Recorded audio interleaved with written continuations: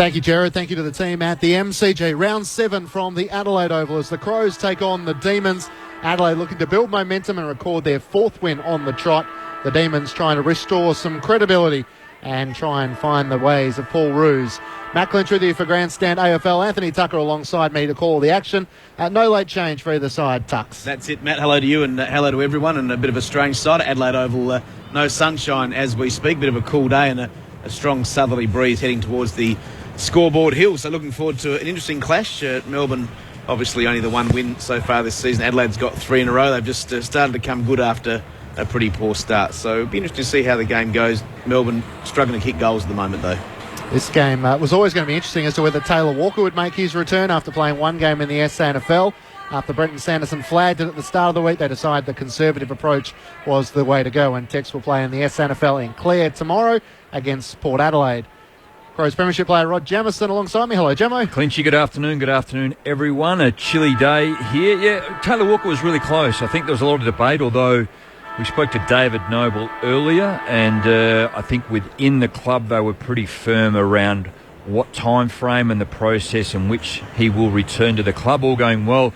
Tomorrow you think he might line up against Collingwood Thursday night. And rounding out our team from the Adelaide Oval, Stephen Williams. Hello, Stephen. Hi, Matt. Looking forward to another big game, Adelaide Oval. A sellout once again, so that's fantastic work to the Crows supporters for turning up against the lowly Melbourne. But haven't seen Melbourne live for a while, and with a new coach, a great coach in Paul Roos, just looking to see what sort of game style they're looking to put together. And some of the statistics sort of suggest that they like a lot of stoppages, and he's trying to build a little bit perhaps like he had at Sydney in the early games. And they're going to take some time. It's going to take some time for him to get to know his players, but we'll see some improvement from the Demons for sure. So no late change for either side. Mitch Grigg is the sub for the Crows, and Christian Salem in his 2nd game for the Demons.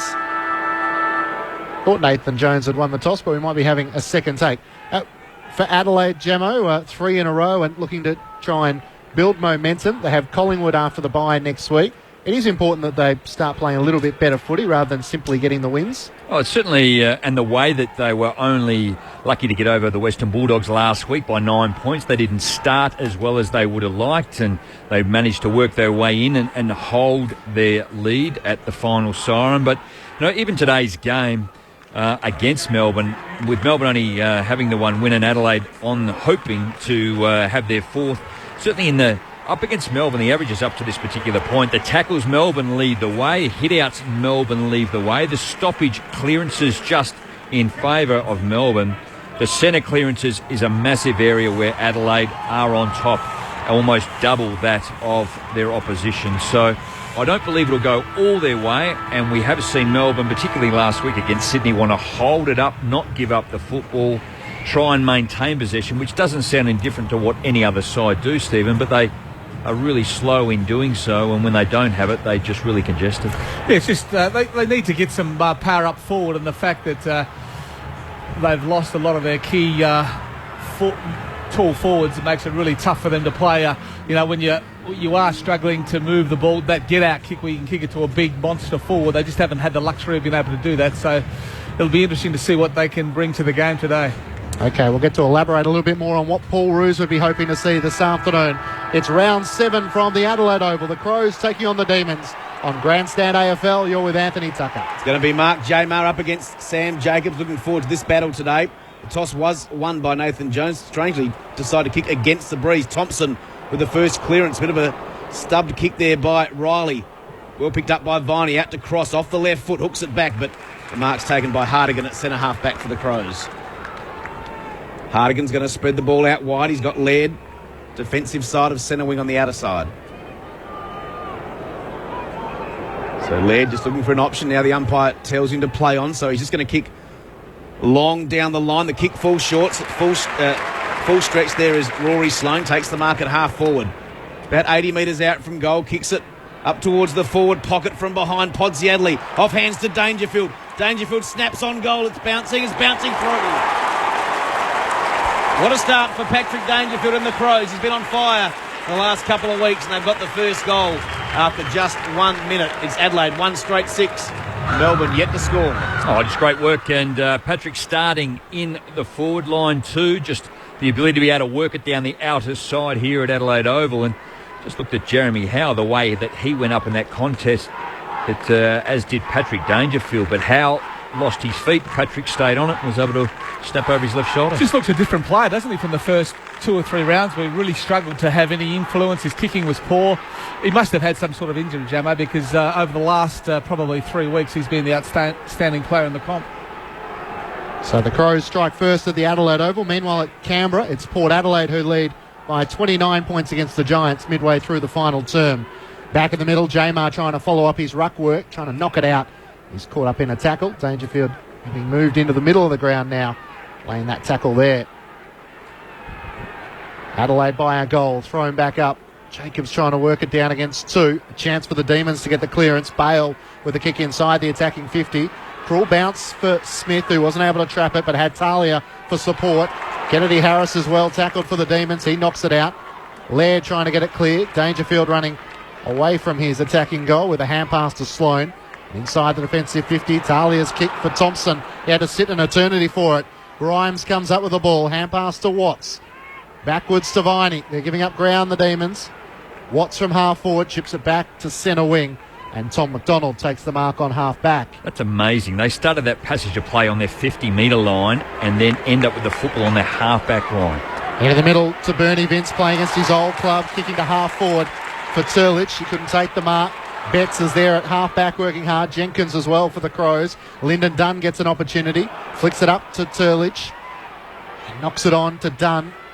Quickly got a hand pass away before being tackled by Jenkins. Jones's kick is partially smothered. It goes out of play. Not all that pretty footy through 3 minutes, but the Crows have a goal. Melbourne yet to score.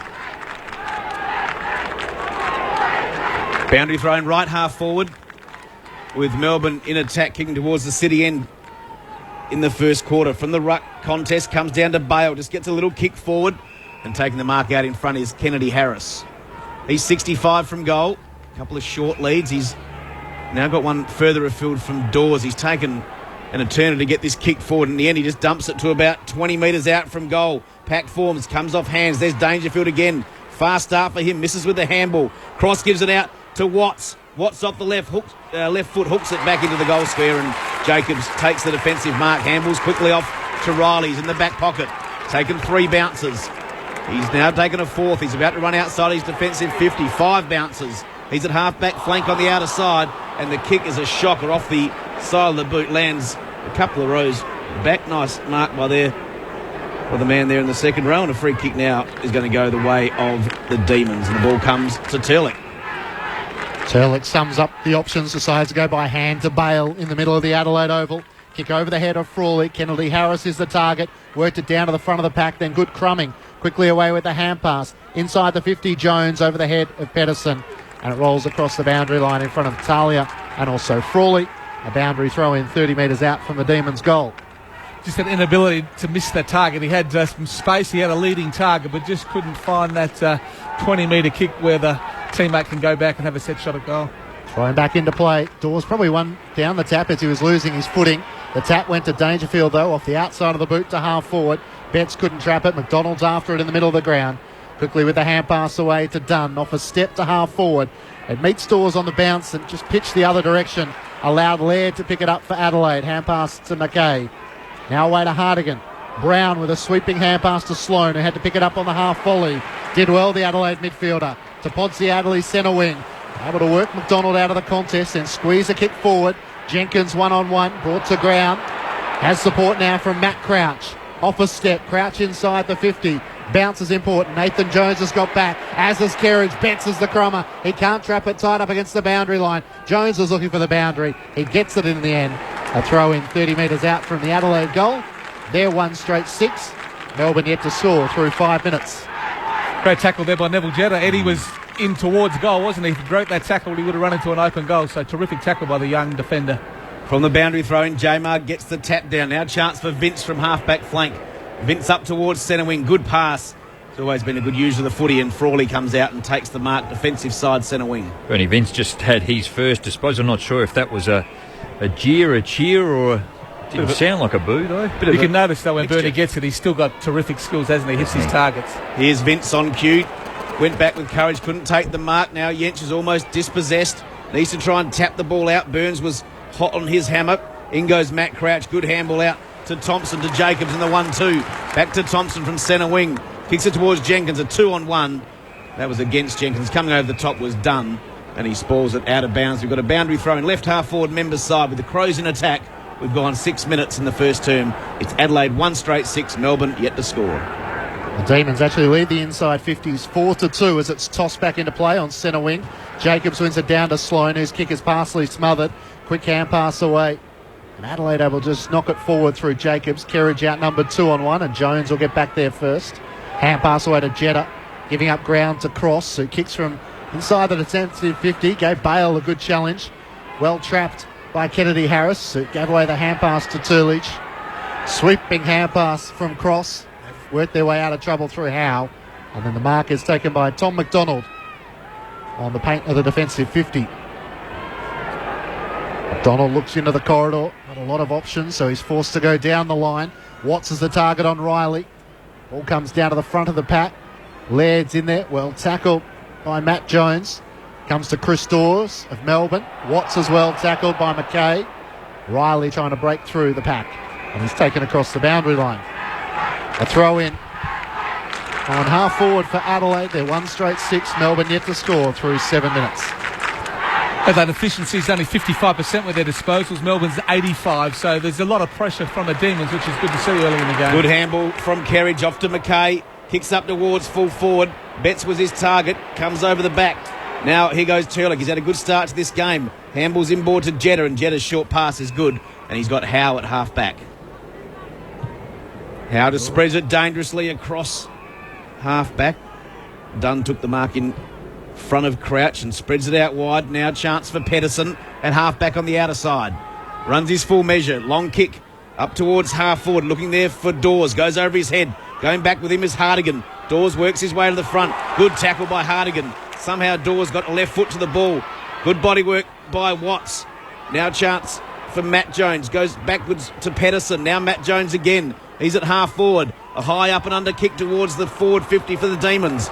Good spoil from behind, but Melbourne have the numbers. Through Turlick again. Turlick from 50. His kick is long and very wide and out in the full. And a relieving free kick to be taken in the back pocket by Matthew Jensch. The pressure's good, Gemma. Just that finishing kick, isn't it? Inside 50, just can't hit a target. I think Turlick had the right idea there, but just should have been a bit better with his disposal. Jensch to Scott Thompson. Adelaide go across their defensive goal. Talia trying to break clear of the Frawley tackle. The Demons have the numbers at the contest. It's picked up by McDonald. Quickly away to Tyson. Dawes picks it up on the bounce. A bit of a fumble from Matt Jones. Back to Dawes. Kick to half forward over the head of Burns. The foot race now. Kennedy Harris gets there first. Nice sidestep. Can he get a kick away? He chips the ball into the path. In fact, it was a very good kick. Just finding the space. And it's Rowan Bale who's gone forward. Josh Jenkins was the mismatch on that occasion. Melbourne have gone in 7 times now. And I think Chris Dawes, he's only in his 4th game this year, but he's certainly been able to straighten them up or be that target to go to already. He hasn't had a lot of disposals, but he's been the go-to player and done a lot of defensive work. And his 50th match, Rowan Bale, it's a tight angle. A bit more severe than a 45-degree angle from 40 metres out. He starts it right. It's going to sneak in. It's a good kick. And Bale's able to open Melbourne's account this afternoon. Scores locked at 1 straight 6 apiece through 10 minutes in the opening term. Meanwhile, in Canberra, it's still Port Adelaide who lead over the Giants by 30 points, 19-12, 126 to the Giants, 15-6, 96. That's past half an hour in the final term. I tell you who else has had a good start to the game, Jay Kennedy Harris, just working really hard. He looks really lively up around the forward half, leading his immediate opponent to the ball. He's had a number of possessions early, used the ball pretty well also, so a young player we haven't seen a lot of. 4 disposals and 3 of those are contested too, and just the way he led out there and picked off the footy, certainly his pace was able to blow away his opponent. Had plenty of the ball, Melbourne, 59 disposals to 35. Here's another one. Jamar got the tap down. Now coming off the half-back line is Turlick again. Kicks out towards centre wing, looking for Dawes. Ball comes down from the spoil and is going to come out of bounds right in front of us on the members' wing. Again, just another honour as Chris Dawes is the player that they go to. Good defensive work, Cole Hardigan. Ben Rutten playing in the local competition tomorrow. Ball spinning back into play. Jacobs wins that tap down. Big pack of players around this contest. One of them in there is Jamar, also Vince, and the umpire comes in and he's going to ball it up on centre wing. Brent Riley loose in defence. Lyndon Dunn for Melbourne. Ball gets tossed up in the air and Jacobs wins the tap down, taken by Viney. He's taken down in a tackle. He's trying to get the ball out. Does come out now to Jamar. Just brushes aside a couple of tacklers. On the left foot, kicks up towards the forward 50. Ball spills inside 50. Burns in there. Also Watts. Watts does well. Taps it back to Shannon Burns. Handball over the top. Frawley's in trouble. We've got the handball out to Kennedy Harris. All this action happening on the forward 50. Kennedy Harris does well. He got inside his player and he's kicked a goal. Well played, young Kennedy Harris from Melbourne. He's got the Demons second into the breeze in this first term, and they're 2 straight 12. The Crows are 1 straight 6. 12 minutes into the first quarter. He's best player on the ground, isn't he? He started really lively. Jack Watts was really good here just in the contest to stop the ball, and Melbourne were able to get it out the back, and Jay Kennedy Harris just lively, able to get around ground and line up and kick a really nice goal. Looks really lively for the Demons, and Paul Roosevelt really wrapped her off to a really encouraging start. 12 and a half minutes into the first quarter. 11 marks to 4 in favour of Melbourne. 22 contested footy to 16 in favour of Melbourne, and inside 50s 8 to 3. So not a good start. I wouldn't have thought Brenton Sanders would be impressed at all. And kicking into a bit of a breeze as well, Gemma. So the Demons lead for the first time in this match. Scott Thompson gets the clearance. A big collision on half forward, players going different directions, and Tom Lynch is slow to rise for Adelaide. I'll try and work out who the Melbourne player hasn't moved, has he? No. is in a moment. It's taken by Cross on half back for the Demons, and we might stop play here, given this is right in the middle of the ground. So it's Giorgio who's the Melbourne player. The Melbourne player, he was actually, I think he's in a bit of trouble Yeah, too. it was a sandwich, wasn't it, really? But out of respect, I All think heads hit each other. Giorgio and Viney. Lynch was in there as well. Yeah, Viney hit into Tom Lynch, whose head come back and whacked into Giorgio, so sort of like a double head collision. So it looks pretty bad. Nothing wrong with the attack on the ball, was there, really, by any of the players? Now, both these players will have to have concussion tests. Giorgio has a trainer on both sides, and likewise for Tom Lynch. We welcome our South Australian audience to the Adelaide Oval, round 7, with the Crows taking on the Demons, and you join us just as there's a stoppage in play. Tom Lynch and also Alex Giorgio both coming from the field from a head knock. Lynch has some blood coming from the lip, and Giorgio clearly showing the signs of concussion. So Jack Viney's come out of that okay. He's still out in the middle. It's Melbourne 2 straight 12, leading Adelaide 1 straight 6 through 14 minutes in the opening term. Alex Giorgio looks worse for wear too, doesn't he? He's really being helped, and a little leg weary Tom Lynch was able to walk off. So we resume play. Talia with the ball on half-back. Kick looking for Jacobs. The Demons have the numbers, though. Vince, against his former club, pokes the kick looking for Dawes, who will get a free kick for a hold. He couldn't juggle the mark in front of the bench, but got the free kick against Brent Riley. Kicks to half forward. Frawley in a wrestle. Yench came across the front for Adelaide. Good tackle by Burns. And we'll have a ball up on right half forward. Matt Lynch and Anthony Tucker calling the action. Rod Jamieson and Stephen Williams, your experts. Jacobs wins another tap down. Chance for Vince, though. Handball missed by Matt Jones. In goes Petrenko. Out to Dangerfield. Kicked the first goal of the game inside the first minute. Got the handball forward, but Howe was pretty happy to take that one out of bounds. We have a boundary throw in centre wing on the members' side. Jeremy Howe's got a different role too, hasn't he? He's actually playing as a half-back flanker alongside Jared Petrenko. So we're normally used to see him taking the big hangers up forward, but Paul Roos is looking to use him in a different role. Now chance again for Vince from half forward on the members' side. Long kick up towards the forward pocket. No one at home, though, for the Demons, and Brodie Smith takes the mark. Plays on quickly. Nice handball to Yench. Gets some run from Riley from behind. Takes a bounce. Now kicks up towards the centre. He's got Thompson in plenty of space.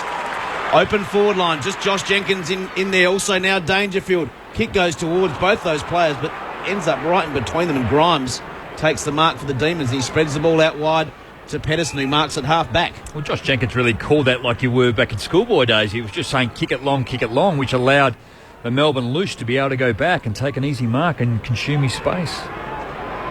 Pedersen goes back inside the defensive 50 to Dunn. Melbourne needs some players to provide some options. Dunn goes short, back to Pedersen. Yeah, when we see Port Adelaide Geelong, we see the midfielders really running hard on those 45-degree angles to get into the space. That's probably what's missing from the midfield of Melbourne, just the ability to work hard and give some options when they're coming out of defence. Pedersen forced a kick long down the line. Frawley was caught from behind against Talia and gave away the free kick. Talia gives away the hand pass to Jensch, backwards to half-back to Brent Riley. Short chip kick to true centre-half back, and Brown has the ball. Away to Jensch for Adelaide. To the outer wing. It'll bounce in front of McKay. Burns did well to nudge him out of the way. The hand pass to Matt Jones. The Demons from half-back to Turlick. Turlick on the outer wing. Thought about a bounce.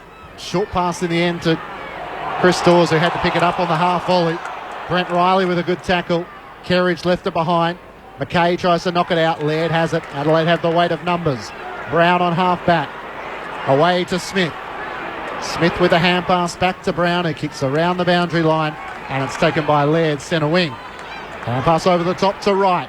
He has McKay running alongside him. Slips the hand pass. McKay from right half forward. Long kick inside the 50. Ponsiadley from the back. Got a nice little step ladder over Rory Sloane and also Jeremy Howe, and that will do James Ponsiadley the world of good, getting his confidence up, the 32-year-old. Took some time, but Adelaide were able to do it. They transitioned from one side of the ground to the other and just slow build-up. We spoke of the run, Stephen, as well. That just wasn't there in the first part of this first quarter. When 17 and a half minutes into it, but Adelaide had a couple of runners on the inside and a good contested mark. James Ponsiadley only about 25 metres out, pretty much directly in front. Kicked 3 goals last week against the Western Bulldogs. Ponsiadley to draw Adelaide level. He shanked it off the right-hand side. And a minor score. So Melbourne lead by 5 points. 2 straight 12. Adelaide 1-1-7 through 18 minutes of the opening term. Poor miss, wasn't it? He just needs to make sure he nails those. For a guy of his calibre, straight out in front from 20 metres, he should nail them all the time. Lyndon Dunn kicks to himself, looks for Jamar. Big spoil from Jacobs. Nice pick up by Smith. Now Jacobs back to Ponsiadley. He's 60 out from goal. Left half forward. Member side. Long kick up towards the goal square. Going back, taking a good mark is Grimes. Did well up against Petrenko and also Jenkins. Grimes goes short into the back pocket. Now a chance for Dunn. He's called to play on. He just hacks it outside his defensive area. Out towards the half-back flank. Coming through was Cross, doing the hard stuff as he always does. Gets a handball out to Watts. He's at centre wing. He takes a bounce. Kicks up towards half forward. Wants Burns. He was up against the opposite number 10 in Jensch, and Jensch forces Burns out of play. We've got a boundary throw left half forward, 60 around from the Demons' goal. Moving the ball pretty well from the back half. The Demons probably should have been a little bit better when you get some 2 or 3 loose players running through the midfield. They probably could have shared the ball amongst each other and just took it a little bit closer to the 50 before they kicked. Vince from the boundary, thrown a long 60-metre kick up towards full forward. The mark dropped by Smith. He had time though. Handball's off the shore. He tries to run outside defensive 50. Good tackle by Watts. The ball spills free. Now coming in is Wright, and he's taken out of bounds by Jeremy Howe. Well, the defence of Melbourne, is Clinchy is actually doing okay. And a couple of the big players in Lyndon Dunn and Tom McDonald and Jack Grimes holding up the footy when Adelaide. Yeah, they look to be pretty much comfortable, don't they, Jamo, when the ball comes in long. We welcome our Southern Riverina audience for the first time this afternoon. Melbourne lead by 5 points. Matt Clinch and Anthony Tucker call of the action. Rod Jamieson and Stephen Williams, your experts. After Adelaide kicked the first goal through Patrick Dangerfield, the Demons have kicked the last 2, and both sides might have worked their sub into action, given that we've had 2 players go off with the concussion, Tom Lynch and also Alex Giorgio. So on half-back, it's a high kick up and under for Adelaide.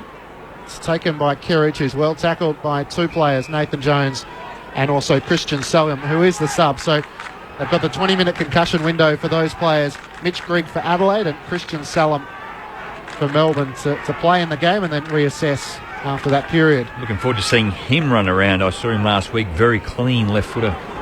Dawes won the tap, got it to Viney, kick inside the 50. The Demons have the numbers at the contest. A chance for Salem, who swings onto the left boot. It's towards the goal mouth and it's there. The Demons with 3 goals in a row. And they lead by 11 points. 3 straight 18 Melbourne to Adelaide, 1-1-7. 20 minutes played in the opening term.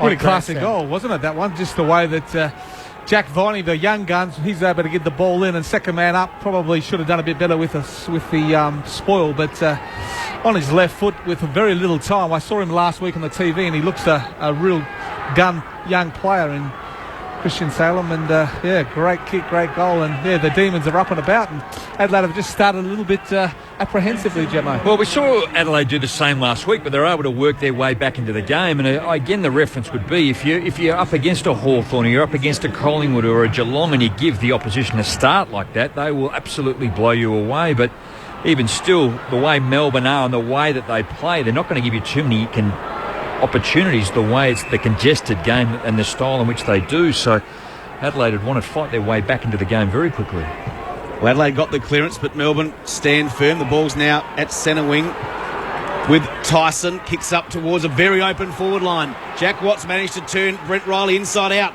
Watts uses all his pace, closes to 20 metres out and gets another one.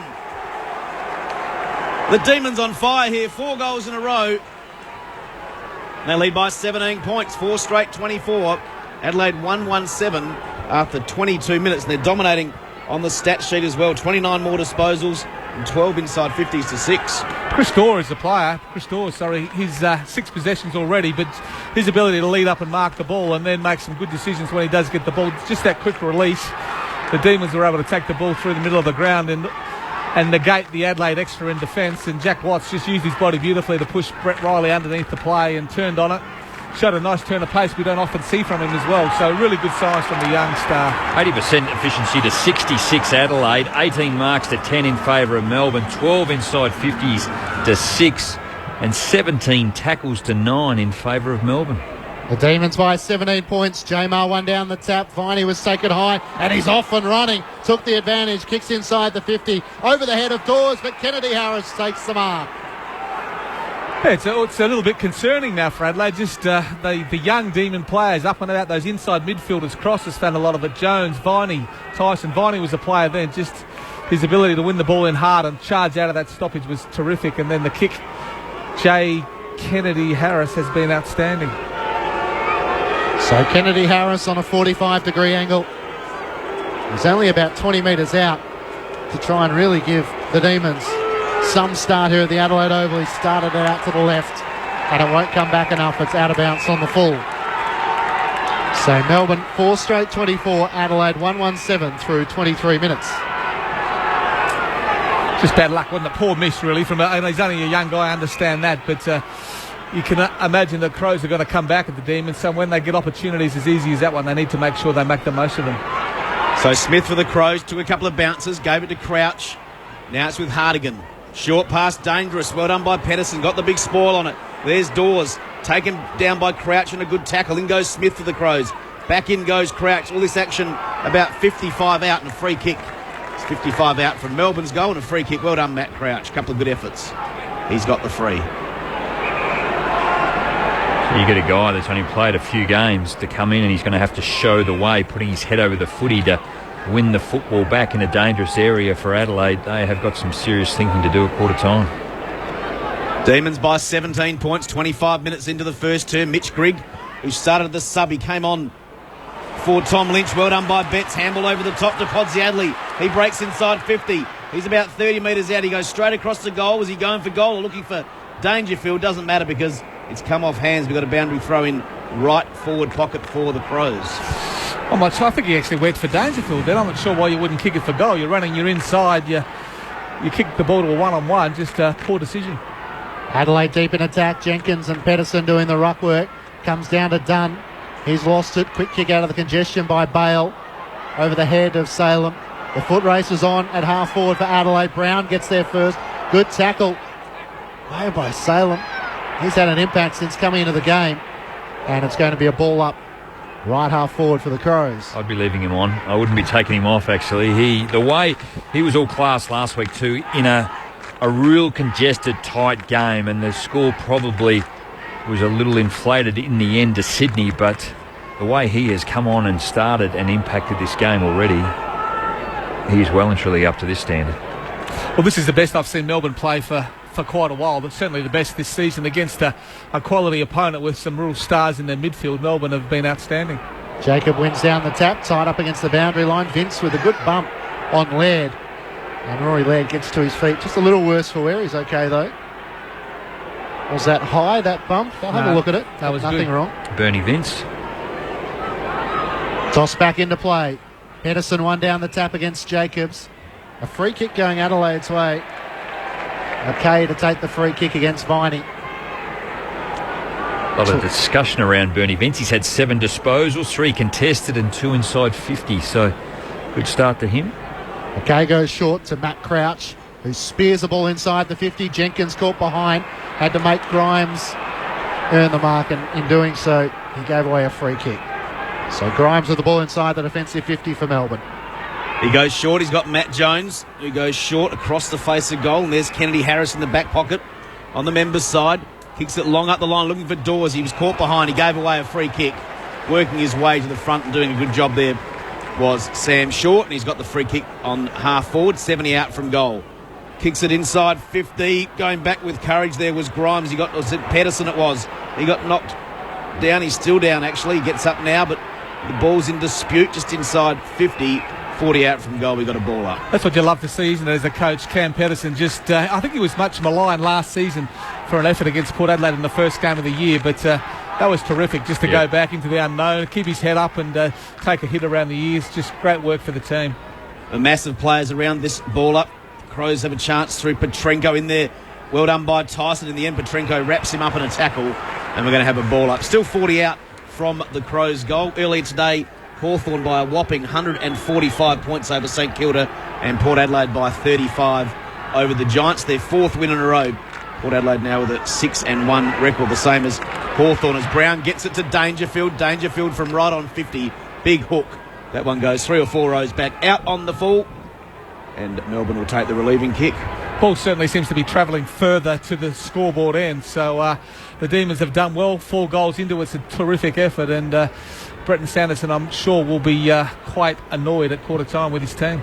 Wyndon Dunn with a long kick to half-back. Jacobs flies high and takes the mark. Jack Watts was there but could offer no competition. Jacobs moves the ball into the middle of the ground. Riley will take the mark. Looks to the outer side. Kicks it wide of Yench. The 2 10s competing. Matt Yench and Shannon Burns. Almost an appeal for 50 metres with Burns right on the mark. Doesn't get too many compliments, Ray Chamberlain, but I'm going to give him one for that was scenario, good, wasn't it? Yeah, you don't want to see a 50 for that. Yeah. It was good umpiring. Yench goes for Jenkins in the pocket, who makes way for the bounce, and he can't keep it in play. A throw in 35 metres out from the Crows' goal. It's Melbourne who lead by 17 points as we approach quarter time here at the Adelaide Oval. Toss back in, Jenkins and Pedersen. Neither ruckman get a clean tap. Third man up is Tyson, who punches it towards the boundary line. Thompson, well tackled by Turlick. It's taken by Yench, and he's taken across the boundary line by Dean Turlick. We'll have a throw in on right half forward for the Crows. It's good pressure from both sides. Maybe picks White. We've already had 4 players kick out on the full. 3 shots on goal and 1 in a passage of play. Boundary throw in, Sloane trying to get the ball out, working hard, but there's 8 to 12 players around this contest, and the umpire will ball it up right half forward for the Crows. 60 out from their goal. They're 1-1-7 after Patrick Dangerfield kicked the first goal after a minute, and Melbourne are 4 straight 24, coming up to the 30-minute mark of the first turn. This ball's going nowhere in there. Turlick, the umpire, is waiting for it to come out. It's not. We've got a ball up, almost the identical position. Cam Pedersen doing a pretty good job in ruck too. He's only 193 centimetres, so certainly giving away a lot of height, but just using his body really nicely against Jacobs and nullifying his ability to tap the ball to advantage.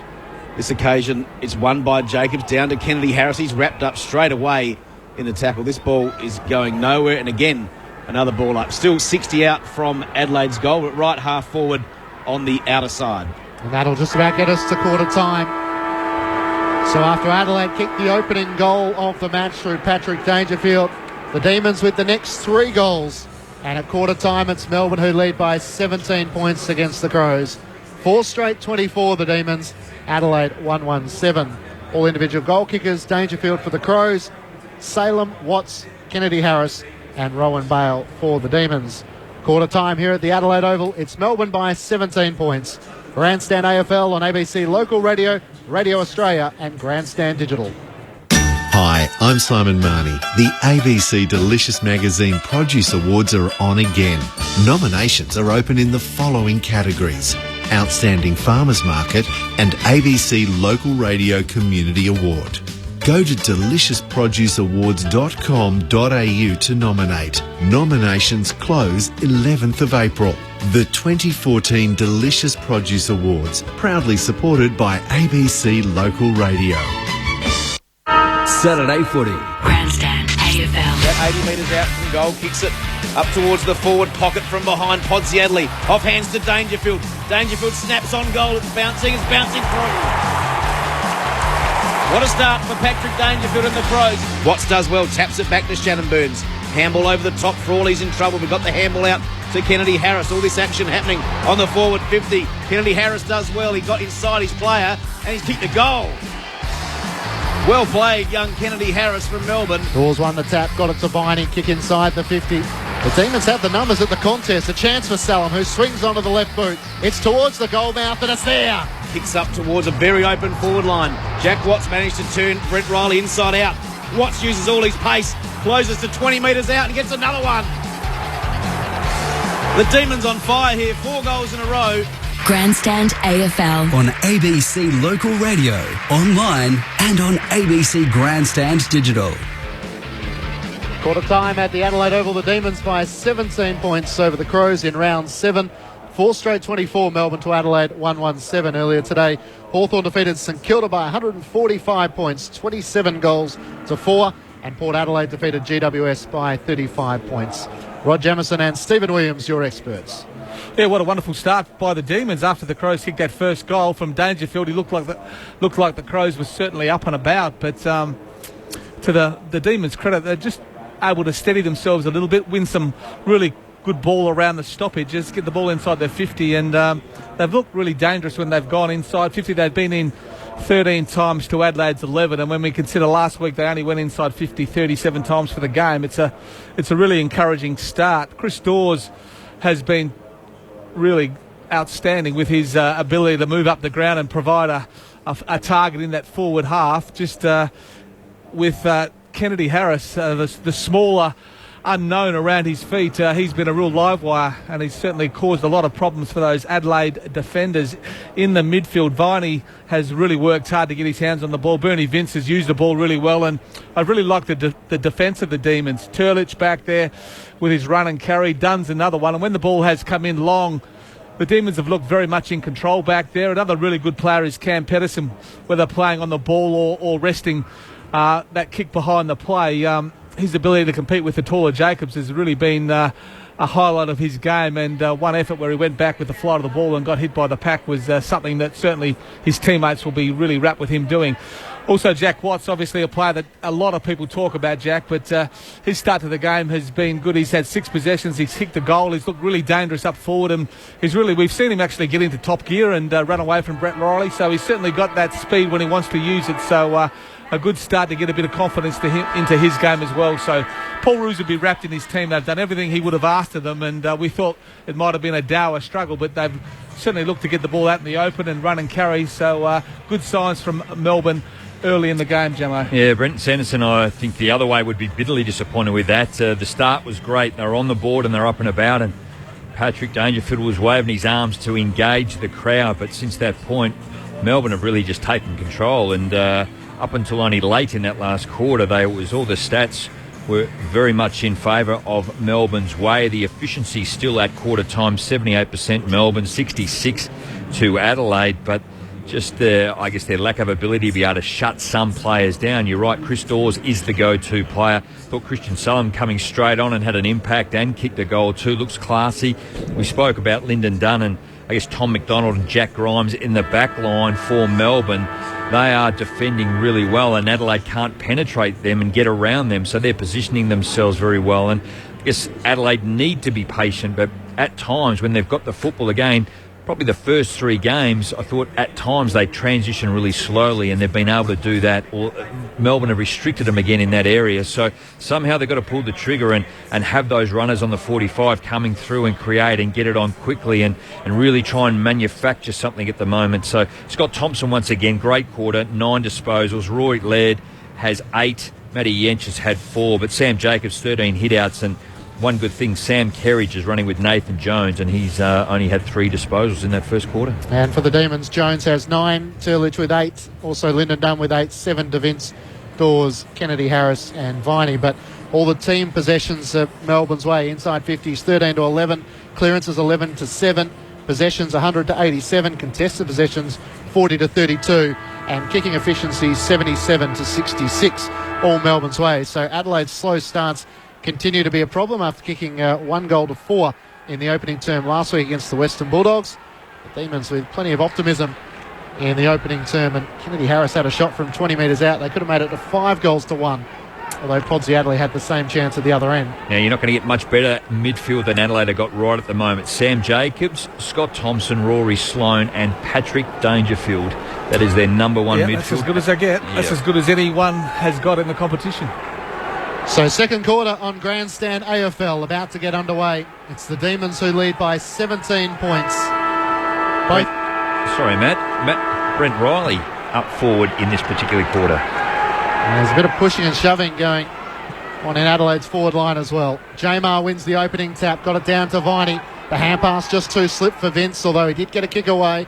Bouncing ball towards Frawley, who tapped it straight to the advantage of Shaw. His hand pass to Kerridge. Good tackle laid by Cross. Trying to knock it out is Kennedy Harris. He does so. Got it to Jamar. The kick from the middle of the ground to half forward. Working it down with Salem. Now Dawes is after it. Sockers it off the ground into the pocket. Rushing back is Sam Shaw, and it goes out of play up against the right behind post. And we'll have a throw in. The Demons deep in attack. Boundary throw in right forward pocket. Demons by 17 points a minute into the second term. Ball spinning back into play. Jacobs works his way to the front. Almost taken by Yench. Kennedy Harris putting on a bit of pressure. Brody Smith tries to get some sort of kick out. Wright was taken high, and he's going to get the free kick against Salem. Salem's still out there, so whether he's got a few more minutes under that concussion rule or whether they've ruled out Alex Giorgio, we're not too sure at this stage. So 20 minutes for both teams. Tom Lynch and obviously Alex Giorgio both out from that head clash, and then they'll make the decision whether they're out for the game or they return to the action. Ball's at centre half back with Talia. Good pass, and he finds Kerridge at centre wing on the members' side. Kerridge plays on quickly, kicks out pretty wide, pitches in front of Podsy Adelaide. Good take by him. Handball back inboard looking for Shaw, but Watts is with him. The ball spills out of play. Right half forward, members' side, 70 metres around from the Crows' goal. They're 1-1-7. Melbourne a 4 straight 24. We've gone 2 minutes to the second term. Throw back into play in front position. Jamar trying to work it down. Jones is there. Goes over the top of Matt Wright on the very bottom of that pack. And it's going to be a ball up. Demons are playing pretty accountable football. They're not letting Adelaide get anybody loose out there. We look around the stoppage and it's all one-on-one. So Paul Roos making it a real competitive game. 50 metres out from Adelaide's goal. Jamar wins the tap. Taps at boundary side. Kerridge as well tackled. Vince could have almost got a free kick. In the end, the boundary line proved the saviour for Sam Kerridge. Tom Lynch just walking along the boundary line. Looks like he's heading down the room, still with a towel up to his face. They still must be bleeding out of that lip. Melbourne by 17 points. Sloane trying to get a hand pass away. Dangerfield with a beautiful one-handed pick-up. He directs traffic and then kicks the ball from 50 to the hot spot looking for Betts. Tom McDonald facing away from the ball, punches it clear. Podsy Adelaide after it for the Crows. Bale's there. Kennedy Harris comes up with it. Quick hand pass away to Grimes. Now to Pedersen for the Demons. Dribbles a kick, only 5 metres. It came off the outside of the boot. Smith keeps it in play for Adelaide. A long kick from centre wing into the 50. Jenkins one direction, McDonald the other. Dangerfield's the crummer, throws it onto his boot. It dribbles towards the right point post, and it's kept in play by Cross, who goes short, and the Demons out of trouble through Tyson. Well done by the Demons under extreme pressure. Tyson with 2 bounces off the left foot towards half forward, going back, came off hands. Harding wanted the mark or a free kick, came to Dawes. Good kick inside 50. Out there in front of Pedersen. Can he trap it? He's in the forward pocket.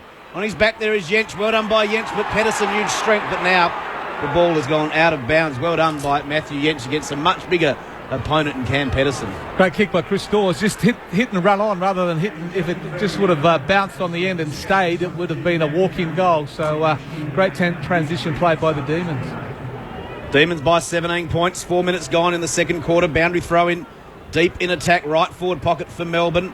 Nathan Jones overruns it. Brodie Smith's handball missed the mark, but he's going to get a couple of stats there because he picked up his own handball. Kick not good, though. Look for Riley. Sat it on his head, and Dawes, the much bigger man, took the mark, and he'll line up from 50 metres out. Very slight angle.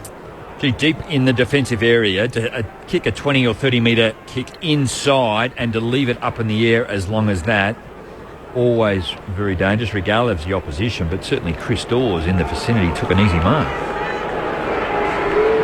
71 games at the Magpies, including the 2010 Premiership. Chris Dawes from 52 metres out sets it up high. It's looking pretty good. It's home. Another one for the Demons. They've got 5 in a row. The first one in the second quarter, and they're 5 straight 30. Adelaide 1-1-7. The margin 23. We've gone 5 minutes of the second term. Gave us a bit of an indication of the win then, Jamo. He kicked that ball from well outside of 50. Didn't really put much on it, and it made the distance quite comfortably. So we really don't know a lot about the win at Adelaide Oval because every game that's been played here so far has been pretty benign. But today, looking at the 19th man flag, it's certainly blowing towards the old scoreboard at the Oval. So the Demons certainly have that in their advantage. And say, Andrew and I walked around the ground prior to anyone getting here today, and it's a bit of a pocket up the southern end as well, where it's certainly a defensive area to go and difficult to have a shot on goal. But up the northern end here, you're right, Stephen, it's actually really difficult to work out where to kick it and what's the advantage. And to that was a great kick. Melbourne by 23 points. Kerridge gets the clearance for Adelaide. Bouncing ball to half forward. It's well trapped by Greek, who kicks inside the 50. Bouncing ball for Podsiadly. McDonald with a good tackle. The Demons through Jetta trying to break clear. Greek with the tackle. Right on the paint of 50. The umpire will pay holding the ball here. And you can tell by the crowd there's an Adelaide free kick. I don't really know if that's right, but I saw a decision last night as well. There was no way any player was going to be able to get it out, but because there was just no attempt to even try and get it out, the umpire just went holding the ball. So Mitch Greek, the sub. Tom Lynch is out of the match, so Greek will play the remainder of this game. He's going to have to kick 50 metres though. Goes out on the arc for the left footer. He's worked it nicely, but just a little bit too much to the right. And it's a minus score. Melbourne by 22 points. 5 straight 30. Adelaide 1-2-8. And Alex Giorgio back in for the Demons. Kick in was dangerous. Grimes almost took the mark. He was spoiled. Now chance for Watts. Kick comes up towards centre wing. Up in front goes Burns off Hanson McDonald. He's between half-back and centre wing. Takes a bounce. Moves into the centre of Adelaide Oval. A risky kick is a good one, though. And Pedersen takes the mark just behind centre for the Demons. He'll go out very wide, looking there for Bale. Good lead, good kick. And Bale takes the mark in front of David Mackay. Even David Mackay. 75. Cheerio, Swan Mackay, if you're listening. A good mark in front of 2 players.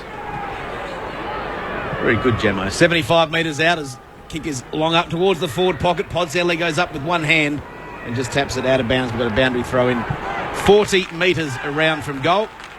It's Melbourne 5 straight 30, leading Adelaide 1-8. We've gone 7 minutes of the second term. Shows a real improvement in the Demons game, just the way they're able to transition that ball and hit targets. You know, kicks 45, 50 metres, hitting targets, when in the previous years we've seen some really poor skill levels. So that's an area that certainly has improved and looks pretty good today. Jamar won the tap to Dom Tyson, who ran out of room. So Melbourne have kicked the last 5 goals in this match since Adelaide kicked the opening goal through Patrick Dangerfield in the first minute of the match. Melbourne deep in attack. Jamar wins down the tap. Brent Riley comes up with it for the Crows. With the hand pass away to Dangerfield. Running through the middle of the down. He kicks to Jenkins. It's over his head. Dunn made the contest. Melbourne have the numbers.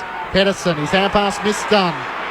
Giorgio, his hand pass partially intercepted. Jetta's there. McDonald. They have the numbers, Melbourne. McDonald kicks over the head of his teammate in Bale. Dangerfield picks it up for Adelaide. Hand pass to Crouch. Centre wing on the outer side. Crouch one way, then the other. He's going to go backwards in the end. It's the right option, and Hartigan has it on left half back. Well, they've only kicked 1 point in this quarter, Adelaide, and up until this point, they have averaged 31 points a game in the second quarter, the best in the AFL. So here you are, Melbourne, nearly one of the worst at the moment, really restricting them. That was a dangerous kick too, wasn't it? Across the goal then, they could have easily been a turnover. Hartigan kicked across half back, and Jensch almost lost it to Burns. As it is, they've turned it over because Tyson has it on the members' wing half forward and goes short to Frawley. Frawley left half forward. 2 kicks out from goal. That one goes inside 50. Dawes played for the free kick a little bit. Hardigan's handball smothered. Yench comes in to help him out though. From defensive 50 towards centre wing. Viney in front. Sloane in the middle. Good mark by Sloane. He was sandwiched between Viney and also Cross. And Sloane's taken the mark centre wing member side.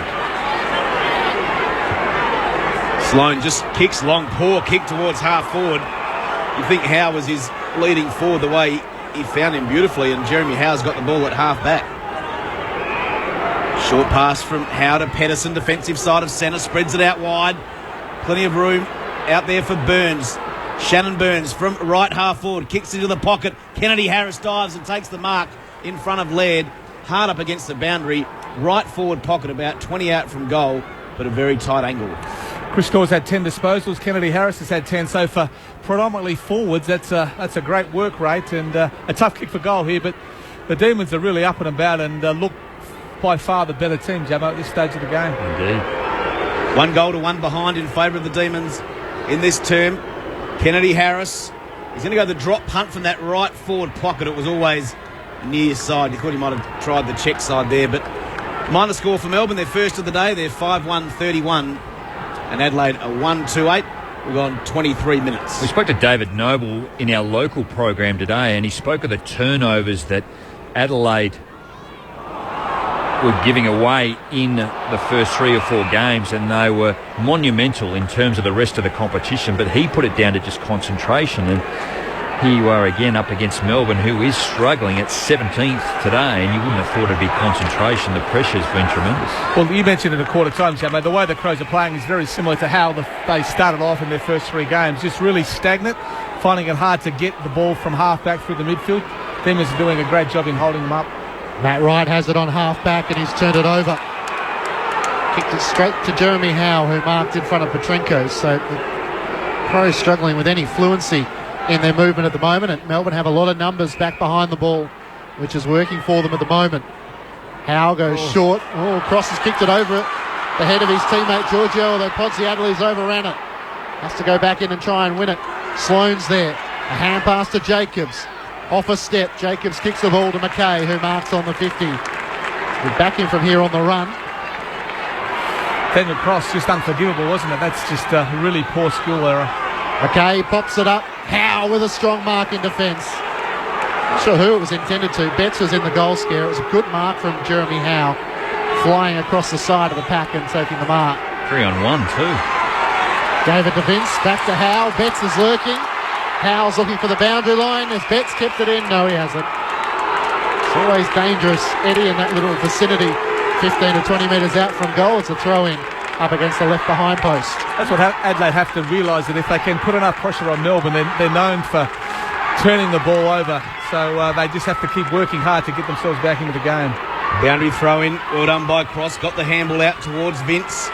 Under pressure from Sloane. Pretty happy, I think, to take that one out of play. Got a bit ahead of myself before. Matt Margin is 23 points. Only 12 minutes gone in the second quarter. We're going to have another boundary throw-in. 25 metres out from Adelaide's goal. In front again, Jamar works it down. Vince having a good game. Off the left foot, that clearing kick. Hardigan with the spoil. Pedersen takes the crumb though. Handballs out in front of Frawley. Big ball to be won here. Talia did well. Good defensive effort from him to Hardigan. Now a chance for Shaw. Handball didn't go too far, and I think Scott Thompson pretty happy to run that one out of play. Centre wing on the outer side is Melbourne 5-1-31, Adelaide 1-2-8. Toss back into play. Jacobs and Jamar wrestle for front position. Jamar won it down straight to Jones, although it's Grigg who comes up with it for the Crows. Hand pass to Laird, off a step, kicks to half forward. It bounces in front of Podsiadely. He can't trap it. Jetta can for the Demons. Hand pass to Turlich. Good hand pass to Cross, although he didn't know the traffic coming the other direction. Kennedy Harris to Turlich. The 1-2. Advantage is paid to the Demons. Turlich through the middle of the ground. Thinks about the hand pass to Viney. Now gives it away to Pedersen from the edge of the centre square. He kicks to Burns. 2-on-1 for the Demon. He goes to ground. Adelaide have the numbers. Brody Smith picks it up for the Crows. He kicks to Petrenko. It bounces in front of him. Howe lays the tackle. Petrenko with the hand pass away. Adelaide from half-back. Shaw kicks to Grigg. Coming the opposite direction with Jamar with the one hand. Couldn't claim the mark. Melbourne have the numbers though. Giorgio, the hand pass to Jones. Gets a good shepherd to get around Kerridge. And then Jones in the middle of the ground. And it's taken by Matt Jones. So Nathan Jones and Matt Jones combining. Some real purpose by Melbourne, isn't there? Yeah, they're really getting the ball out into the open and running the Crows around. I've watched how a few sides have beaten Adelaide this year and doing it pretty well. Good battle out here between the two number 10s. Burns for the Demons goes to ground. Jench wraps him up. Jench ended up with the ball, but Ray's gone holding the ball against Burns once he fell on it, and Jench has got the free kick at half back on the outer side. Benny Jench is really struggling too. There was Chris Dawes put some pressure on him about 5 minutes ago in a contest, and he struggled to get up from Went that. short to Hardigan, Jamo. Big turnover, Kennedy Harris. Pedersen handballs over the top. Here's another one for the Demons. Viney. Big turnover by the Crows, and the 6th goal to Melbourne. They've kicked the last 6 goals of the match. They're 6-1-37. Adelaide at 1-2-8. We've gone 15 minutes of the second term on Grandstand AFL, on ABC Local Radio, Radio Australia and Grandstand Digital. Just some of the turnovers, just basic mistakes. Once again, that kick just wasn't on, Jumbo. We've seen they got away with one a little bit earlier, but Melbourne were good enough then. Kennedy Harris was a player who was able to put enough pressure on, win the ball back and get the handball out to Viney, but Adelaide are really playing some poor football. No, it doesn't help radio, but I'm just sitting here shaking my head. I'm really surprised as to what I'm seeing now from Adelaide. Even though in the first 3 games they were competitive for 2.5, 3.5 quarters and then getting rolled. But at the moment, this is just really poor form generally by them. So the Demons playing some brilliant footy at the moment. Right for the Crows at the hand pass to Jacobs. They'll get the clearance. Grigg flying with one hand, couldn't control the mark, and Howe's there for the Demons. He looks to the outer wing. What's the target with Talia? Talia did well to make the contest, brought it to ground level. Brent Riley's there to offer support. Hand pass away, Brodie Smith. Hand pass back to Talia from left half forward, inside the 50. Howe flies high. He's taken some courageous marks in this opening quarter and a half of footy, and that was another example. Predominantly a forward, now playing in defence, and it's a good kick to Matt Jones on half back. A couple of bounces as he runs the members' wing to Bernie Vince on the bounce, back to Matt Jones. They're simply working harder, Melbourne. The kick to Dawes in front position. He takes the mark against Hardigan. That was a great mark, wasn't it? Jacobs just wasn't able to get himself into the contest. He was sitting back there, but it was a great kick. I think it was Dom Tyson that kicked the ball in, and Dawes just beautifully used his body against the younger Crow defender and was able to hold his ground and take a nice mark and should go back. And things are officially, they're in trouble, Gemmo. It's going to be hard for Adelaide to work their way back now. So Chris Dawes from directly in front, 30 metres out, to give the Bees a real advantage. He kicks through. So Chris Dawes comes up with his second, and Melbourne's lead is 35 points. 7-1-43. The Demons to Adelaide 1-2-8. They've kicked the last 7 goals of the match unanswered, the Demons.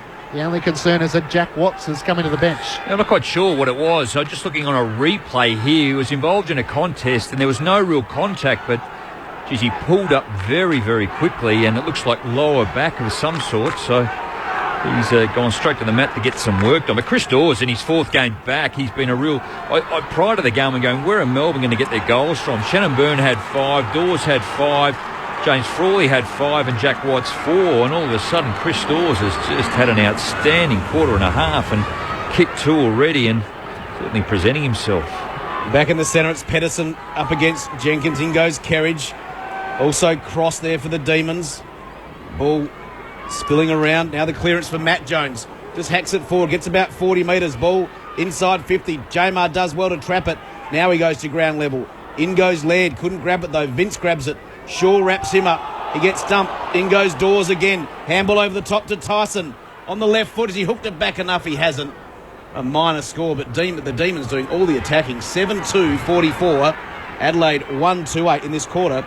It's 3-2 to 1 behind. It's almost that classic ambush, isn't it, where you come in, Adelaide probably think they're going to win the game. The Demons have been pretty poor this season, and when your attitude's off a little bit, you're certainly suspect. Well, Brent Riley's kick in wasn't a good one. It missed Rory Sloane. The quick hand pass comes the way of Bale, high up and under kick. Tyson caught behind. Kennedy Harris is the crummer, swings onto the right boot. Brodie Smith getting back, takes the mark in front of his defensive goal. Couple of bounces as he runs across the defensive face. The kick is for Petrenko, caught behind against Dunn. Dunn drops the mark though. Petrenko with a hand pass out to Scott Thompson. Now away to Laird, to Crouch. Working against the boundary line right with a long kick. Podsy Adley in front of the bench. Good contest with McDonald. And the ball goes out of play. They just can't get any run, can they, from that? When they play well, they link up in the back half and run the ball through the midfield area, but it's just long kicks out of the back 50, playing right into the Demons' hands.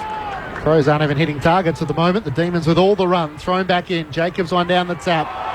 Trying to knock it out. Kennedy Harris, well tackled. Holding the ball. Bit stiff again, wasn't he, really? Just didn't have a lot of options. Didn't dive on the ball. Now, Matt Wright was trying to jump over Kennedy Harris and get the advantage. And never went behind his mark. So centre wing on the members' side. Wright has the free kick, and Melbourne have pushed all their players back behind the centre of the ball. Wright goes short to Laird and now to Josh Jenkins. He's still on the logo on the members' side, so 2 kicks out from goal. Jenkins props it up. Jacobs is the target. One grab of it. Sloane's the crummer. Slips the hand pass to Betts. On the left foot. Can Eddie finish? He can't. He misses to the left-hand side and a minor score. So Adelaide's only goal this match came in the opening minute of the match.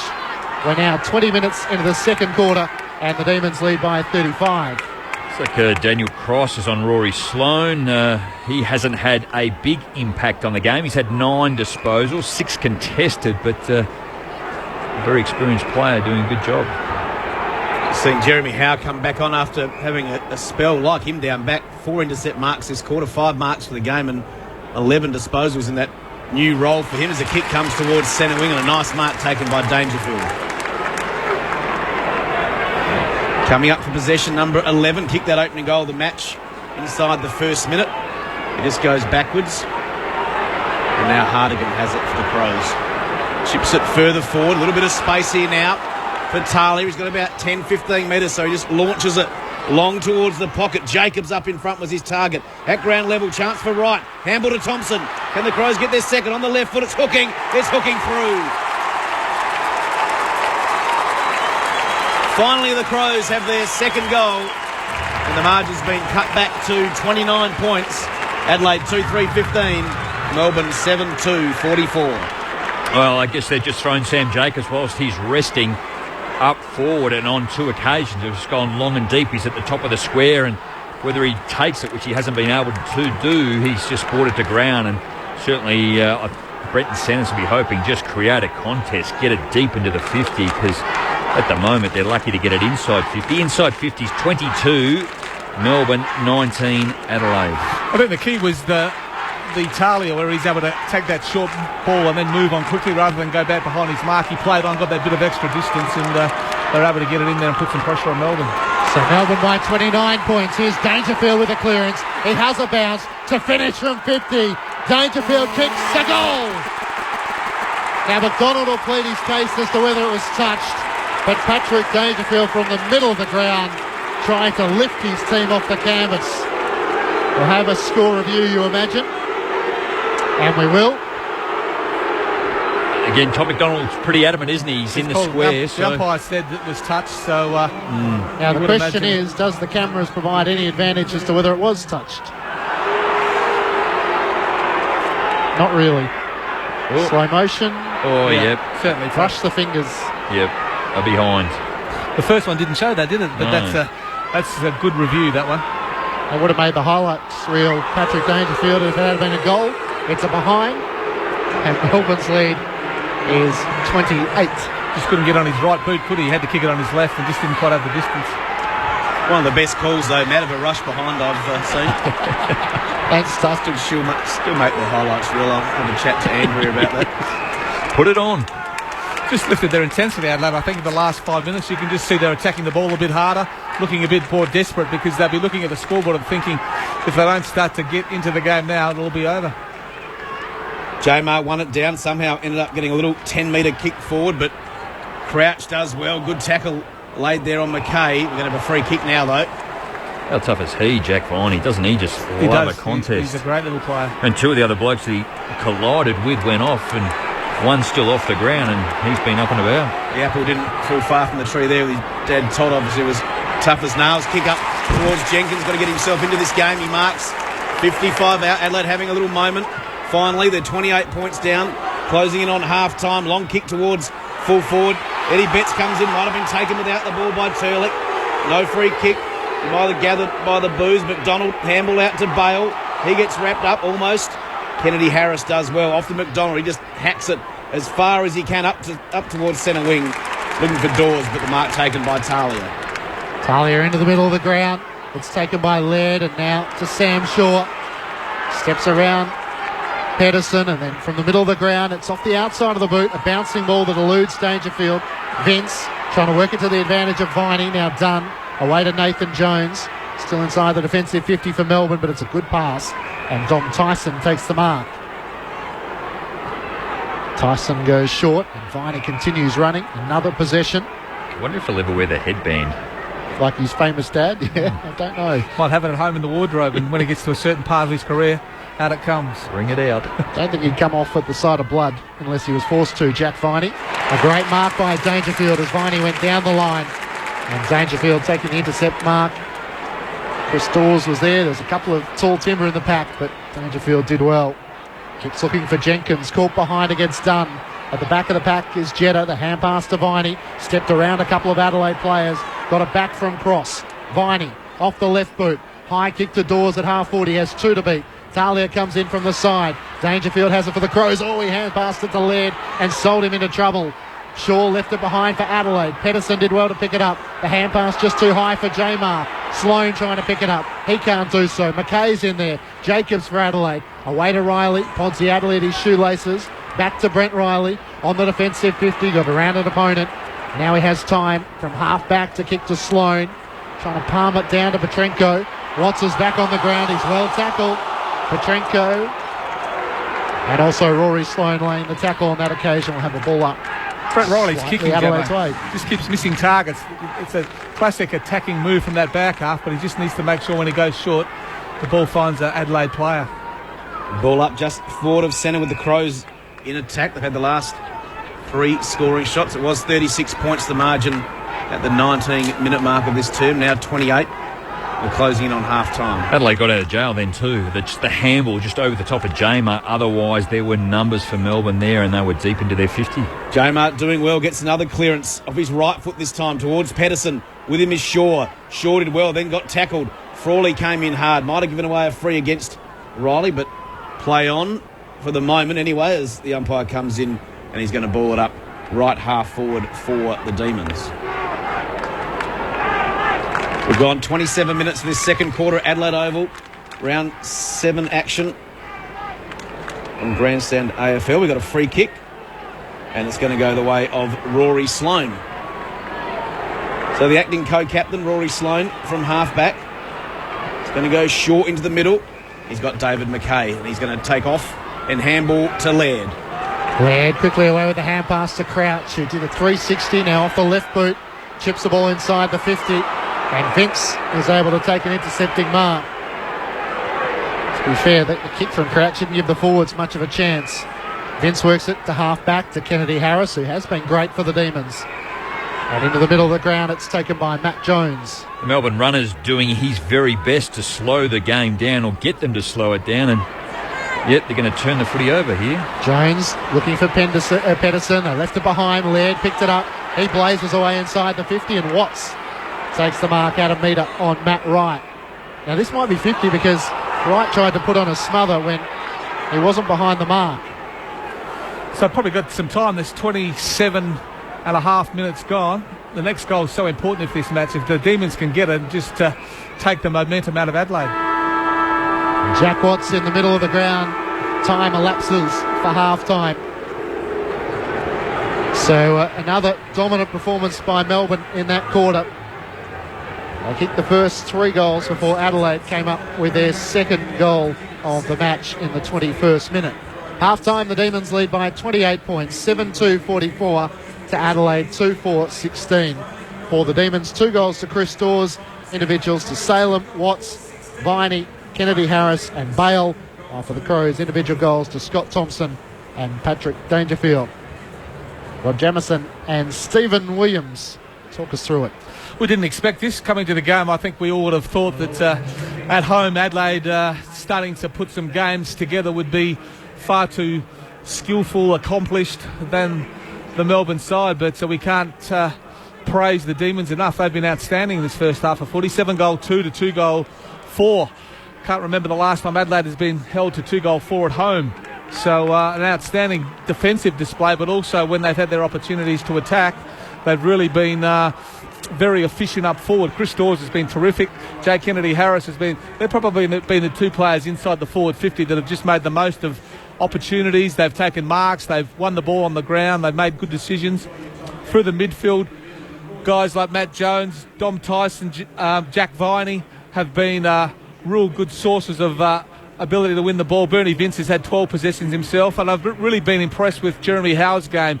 Just that extra player in defence, his ability to read the play and intercept mark has been a real feature of his game. And a lot of people were probably a little bit critical of Paul Roos taking him away from the forward half, but some of his stuff in the back half has been outstanding. It reminded me a little bit of Brett Riley when he was at his best, just to read the play and so good above his head to be able to chip across, take the mark, and then a really good distributor of the football. So some great work by the Demons. Turlich has been good. He's been willing to run and use the ball off half-back. Lyndon Dunn's been good in his ability to shut down the taller Adelaide forwards. So when the ball has come into the Adelaide forward line, Melbourne have looked very much at ease in bringing the ball to ground and running it off.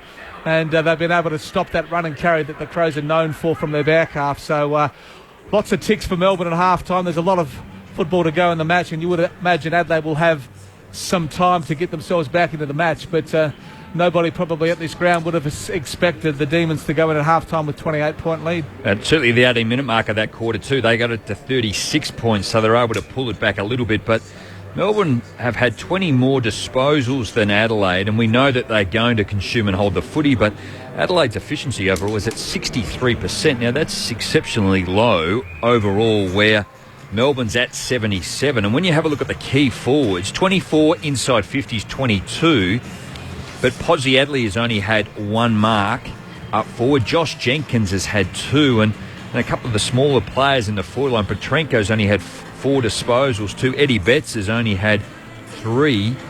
So you're really struggling to find a winner in the forward line for Adelaide, let alone in the middle of the ground. And when you go there, Patrick Dangerfield's had 14 disposals, but look at that, 43%. So he's just getting it, and the pressure that's going along with the game and the way that he's using it, he's just burning it a little bit at the moment too. Scott Thompson's probably the most efficient, but he's at 54 with the amount of football he's winning. So it's a lot of improvement for Adelaide. But if you have a look at that quarter, I thought Sam Jacobs did a really good job in the first quarter, but Mark Jamer has really jumped over the top of him in that particular quarter. Again, credit to Melbourne's defence and their ball winners around the middle of the ground, and Jack Viney certainly exemplifies the way that he wins the football. Bernie Vince is doing a really good job. We saw Dale Thomas last night.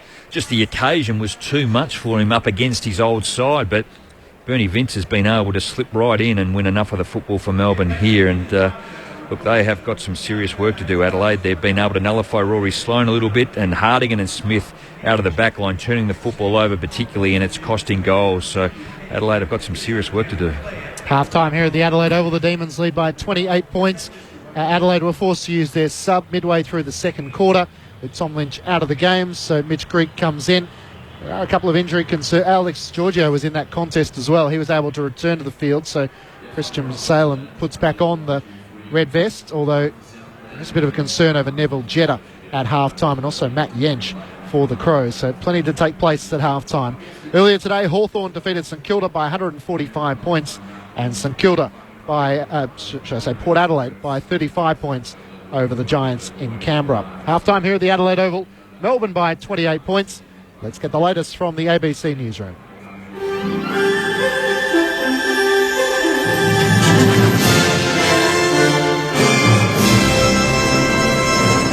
ABC News with Jackie Munn.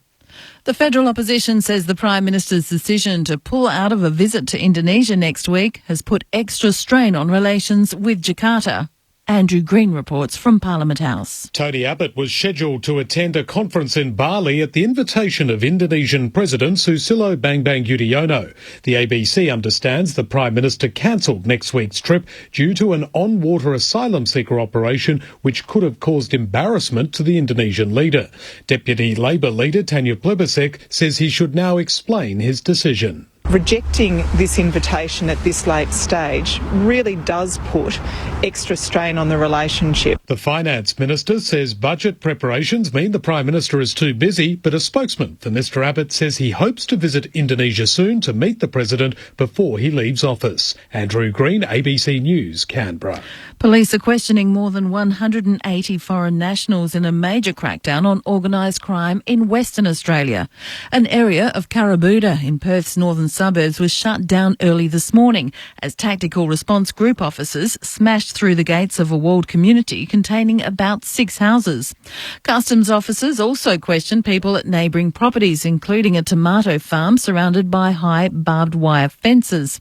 Police say more than 500 officers from agencies including the Australian Federal Police, Department of Immigration, Customs and the Tax Office have been involved in the investigation, which began a year ago. The operation is being described as the biggest police investigation in the state's history. Overseas, and Ukraine's Interior Ministry says its operation to regain control of the eastern city of Slovyansk is continuing, and its forces had taken control of the TV tower in nearby Kramatorsk. The military operation in Kramatorsk comes after a day of violent clashes with pro-Russian separatists in Slovyansk and Odessa left dozens of people dead. Earlier, the US condemned the violence as senseless, as the BBC's Beth McLeod reports from Washington. The State Department called for the commitments made in Geneva to be implemented, referring to the agreement signed by all sides to dissolve illegal militia operating in eastern Ukraine. Earlier, President Obama said that the pro-Russian groups were not peaceful protesters, but heavily armed militants who were receiving significant support from Russia. In New York, Russia called a meeting of the Security Council, where it criticised the government in Kiev, labelling its offensive in the eastern part of Ukraine a criminal adventure. A relief effort is underway for a second day in northeast Afghanistan, where 2,000 people are feared dead after a major landslide in the remote province of Badashan. At least 300 homes were buried under 10 metres of mud after the side of a mountain collapsed following torrential rain. More than 350 bodies have been recovered so far, many of them rescuers who were caught in a second landslide. The head of UN operations in Kabul, Aidan O'Leary, says the focus is on helping the thousands of people who've been displaced. The immediate needs very clearly are water, medical care, food, shelter, and some non-food items. We basically have all the UN agencies supported by a range of NGO partners on the ground, together with the Afghan Red Crescent Society, mobilising and delivering assistance. Back home, and SA Health says a link between a commonly used anaesthetic and sepsis in 3 patients was picked up quickly. 3 patients developed sepsis after being given contaminated propofol. The Therapeutic Goods Administration has since recalled 2 batches of the drug. 2 patients have recovered while the 3rd died from other causes. The Chief Public Health Officer, Dr Steve Christley, says the link was identified quickly. The cases we've had, it's not been the most significant of bloodstream infections, but it is a concern and it's an unusual infection, and it's important that we avoid people being vulnerable to these conditions, which is why the TGA has taken the action that it has in quarantining those batches. And now look at the weather for the capital cities tomorrow. Brisbane, sunny and 21 degrees. For Sydney, a little morning rain, 19. Canberra, also a little morning rain tomorrow, 11 degrees. Melbourne, a few showers and 15. For Hobart, a few showers easing, 14 degrees. Adelaide, partly cloudy, 19. Perth, late shower or 2, 23. And Darwin, early shower clearing tomorrow, 33 degrees. This is ABC News. Tap into the conversation about food and fibre production in Australia and overseas. ABC Rural is the online hub for rural news, features, analysis and opinion produced by the ABC. With specialist coverage from regional reporters, Landline, ABC News and Television, RN and Radio Australia, we dig deep and put it all in one place. abc.net.au/rural. On your mobile, desktop or just search ABC Rural. Saturday footy. Grandstand AFL. Already handball missed the mark, but he's going to get a couple of stats there because he picked up his own handball. Kick not good though. Look for Riley, sat it on his head, and Dawes, a much bigger man, took the mark, and he'll line up from 50 metres out. Very slight angle. Chris Dawes from 52 metres out sets it up high. It's looking pretty good. It's home. Another one for the Demons. Short to Hardigan, Jamo. Big turnover, Kennedy Harris. Pedersen handballs over the top. Here's another one for the Demons. Viney. To Bernie Vince on the bounce, back to Matt Jones. They're simply working harder, Melbourne. The kick to Dawes in front position. He takes the mark against Hardigan. So Chris Dawes from directly in front, 30 metres out, to give the Bees a real advantage. He kicks through. Harley, he's got about 10-15 metres, so he just launches it long towards the pocket. Jacobs up in front was his target. At ground level, chance for Wright. Handball to Thompson. Can the Crows get their second on the left foot? It's hooking. It's hooking through. Grandstand AFL. On ABC Local Radio, online and on ABC Grandstand Digital. Half time here at the Adelaide Oval. It's the Demons who lead the Crows by 28 points. 7-2-44 to Adelaide. 2-4-16 in round 7. Tonight we're heading to Essendon taking on the Western Bulldogs. Earlier today, Hawthorn defeated the St Kilda side by 145 points, 27 goals to 4. An extraordinary day. And Port Adelaide defeated the Giants by 35 points. The votes for the ABC Footballer of the Year: Jared Polak got the 3, Robbie Gray the 2, and Jay Schultz the 1. Let's learn a little bit more about Jared Polak getting the 3 votes. He chatted to David Mark after the game. Jared Polak, for top of the table team playing a bottom team, that was obviously a little bit harder than perhaps many people might have expected. Yeah, they came out really hard and they gave us a good contest, which we want. We didn't play the footy the style that we wanted, and we'll take a lot out of it. But it's credit to them, they put us on the spot, and they kept coming at us even late in the last quarter. There were times that you looked like you were going to break away with the game, and as you say, they just kept coming back. Did you ever feel like the game was going to open up for you? It opened up after half time for both sides, I think. So we've got to definitely improve for next week. Is our pressure all through the game, so yeah. Personally, you had an absolute belter of a game. You found the ball so many times, you kicked a few goals, you found space all the time. How are you feeling about your football? Yeah, it was a good game, I guess. It was good just to find form, and it's good for the boys starting to play good footy, and I think it's the whole team really lifting, and if one player's down, another player steps up, and that's what we got down here at Port Adelaide, a lot of good players. 2 years ago, Port Adelaide played the Giants. Obviously, you weren't in the team then up in Sydney. They lost that game. That was the last game Matthew Primer's coach. It's been an enormous turnaround in the past 2 years. You've come into the group, but what do you think, or what did they say has changed? I think the whole professionalism and the boys just wanting to win, and it's a big credit to this group. They've turned it around within 2 years, and they're sitting on top of the table. It's massive credit to all the guys and how hard they work off the field, and especially on the field, so it's been great. When you're on top of the table, do you tell yourself that? Do you allow yourself to sort of bask in the glory for a little while, or is it really that cliche, one game at a time? Yeah, we play one week at a time, and that's the way we are at Port Adelaide. No matter who the opposition is, we're coming for them, and now we just go through the revision and then straight on to Freo. So that one game at a time. Next week is Freo. That's going to be a really tough test, isn't it? Yeah, it is. It always is a tough test, and we'll keep bringing the same consistency week in, week out, and that's the way we're going to play. Jared Polak, thanks very much. Thank you, Matt. Jared Polak chatting to Grandstand's David Mark there, so getting the 3 votes from Chris Connolly in that match. A couple of other things to update you on this afternoon. In the Super Rugby full-time, the Crusaders have defeated the Brumbies 40-20. In the netball, the Adelaide Thunderbirds snapped their 5-game losing streak, defeating the West Coast Fever here in Adelaide 57 goals to 50. And in the SANFL, Sturt were too good for North Adelaide 16-13, 109 to North Adelaide 7-6-48. Tucks, Matt Clinch, Anthony Tucker, Rod Jamieson and Stephen Williams. Give us some of the numbers to half-time, and then we'll get Jamo and Steve to give us their expectations for the second half.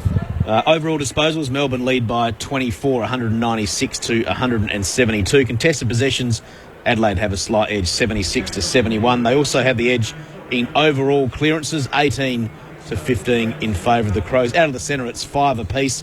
Marks inside 50. The Crows have only taken 1 mark inside forward 50. Melbourne have taken 5.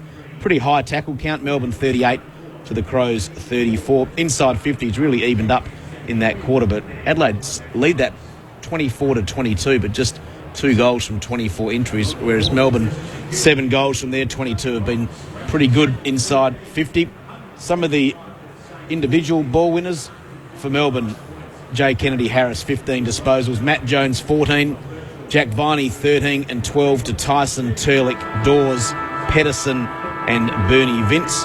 11 to Jeremy Howe and also to Rowan Bale, and double figures 10 for Cross and Dunn. For the Crows, Brodie Smith and Patrick Dangerfield, and also Rory Laird with 14 disposals, Scott Thompson 13, Matthew Yench 11, Rory Sloane 10, and a string of players on 9. Wright, Talia, Jacobs, who's also had 18 hit-outs, Riley and David McKay. Thanks, Tux. Half-time, Melbourne lead by 28 points over Adelaide. Rod Jamieson and Stephen Williams. Let's start with a good. What have you liked about Melbourne so far? Oh, most things. I watched them on TV last week, and they were very slow and pretty much negative. Just didn't want to probably get blown off the park, so they just played short, held onto the ball, and really, once they got the ball to centre, they didn't have that kick that could open the opposition up. But today they've been really calm when bringing the ball out of defence if there's nothing on. But when somebody has been on in the middle of the ground or 30 or 40 metres away, they've been willing to pull the trigger. And the thing that stood out is their ability to hit that kick. It's been something that's probably been disappointing from them over the last 2 or 3 years, is their ability to hit targets with their kicks. But today has been a lot better. And Paul Roos, it's good to see that the development certainly goes. You want to get your back half right. You want to be really good defensively. But there has to come a point in your progression that you start to put some pressure on the opposition by getting the ball inside 50 and scoring. And they've certainly done that today. Whether Adelaide have taken them a bit lightly. And as we've seen in football, there's not a lot between the top teams and the bottom teams. And if you don't come in with an A1 attitude, you're going to be under the pump. And I think Adelaide have come in with a less than 100% attitude. And Melbourne have been able to get under the guard, got a bit of confidence up and going. And now Adelaide are in a real battle to get themselves back into this game and get over the top of the Demons at the end. Adelaide's inside 50 marks is damning. To only have one, Melbourne have got 5. I mean, it is an indication that you're tall and your big targets up forward are on top of the game. Chris Dawes is certainly that at the moment, but I really like the defence of Melbourne. We spoke a little bit in the first half around Lyndon Dunn's role and Tom McDonald's role and Jack Grimes and what they've been able to do back there. And albeit Adelaide have been a bit loose with their efficiency going into the defence, but they've just been able to, the footy's coming in long and high, and they've been able to pick them off really well. And I think the Neville Jedders matchup on Eddie Betts is pretty much a perfect one too. When it's hit the ground, Eddie Betts has been lively, but he hasn't had much of an impact. But you don't want to give him too much time and space either, and I certainly feel that Neville Jedders has been able to do a pretty good job. So Melbourne have 10 players with less than 10 possessions. Adelaide have 6 players with more than 10 possessions. Does Brenton Stanison give them the barrel at halftime? How does he handle these slow starts, which become a bit of a problem for him? Oh, look, I would have felt that they'd absolutely get a rocket at halftime for that performance. Again, at the 18-minute mark, 36 points down, 1 mark inside 50. A turning over of the football has been a theme all the way through to this particular round. Their transition has been a little slow. Their run out of defence hasn't been ideal. They've been able to get on top of that in the last 3 weeks, but the first 3, it's probably a bit misleading. Albeit they lost their first 3 games, I thought certainly the way that they played, particularly against Geelong, for 3.5 quarters, they were really up and about, and I was quite impressed with the way they played. Then when they, was it Port Adelaide? Well, Port, they hit the front, didn't they, in the third quarter? But just their inability to get the ball into their forward half quickly. Melbourne have done a really good job in holding them up through the midfield. So when they do chip the ball out of the back half and get it to about the centre line, they haven't been able to release that handball, get the guy running through, and all of a sudden you've got some pressure on with one-on-ones inside forward 50. It's been held up, kicked in long, and then you've had the likes of Jeremy Howe just cruising back there, taking intercept marks. So big second half coming up, Gemmo, for the Crows. Looking for 4 in a row. We get that atmosphere in, Gemmo. Let some fresh air in. Look at that. Rory Sloane up forward for Adelaide. Here we go. Jamar wins the first tap down. Taken by Viney off the left foot. Good start for the Demons out wide. Pitch there in front of Watts. Got a bit of a crook bounce. Well done by Smith. Back to Hardigan. Now Brown. Off to Laird. Right half back on the outer side. Kick up towards centre wing. 2-on-1. And Bernie Vince takes the mark. Goes the big fend. And he's got Petrenko high. A little bit of a smile there from Jared Petrenko as he gets the free handballs to Smith. Good kick up towards Betts. Out on a long lead. Marks there in front of Grimes. Right half forward. About 70 out. Kick towards Jenkins.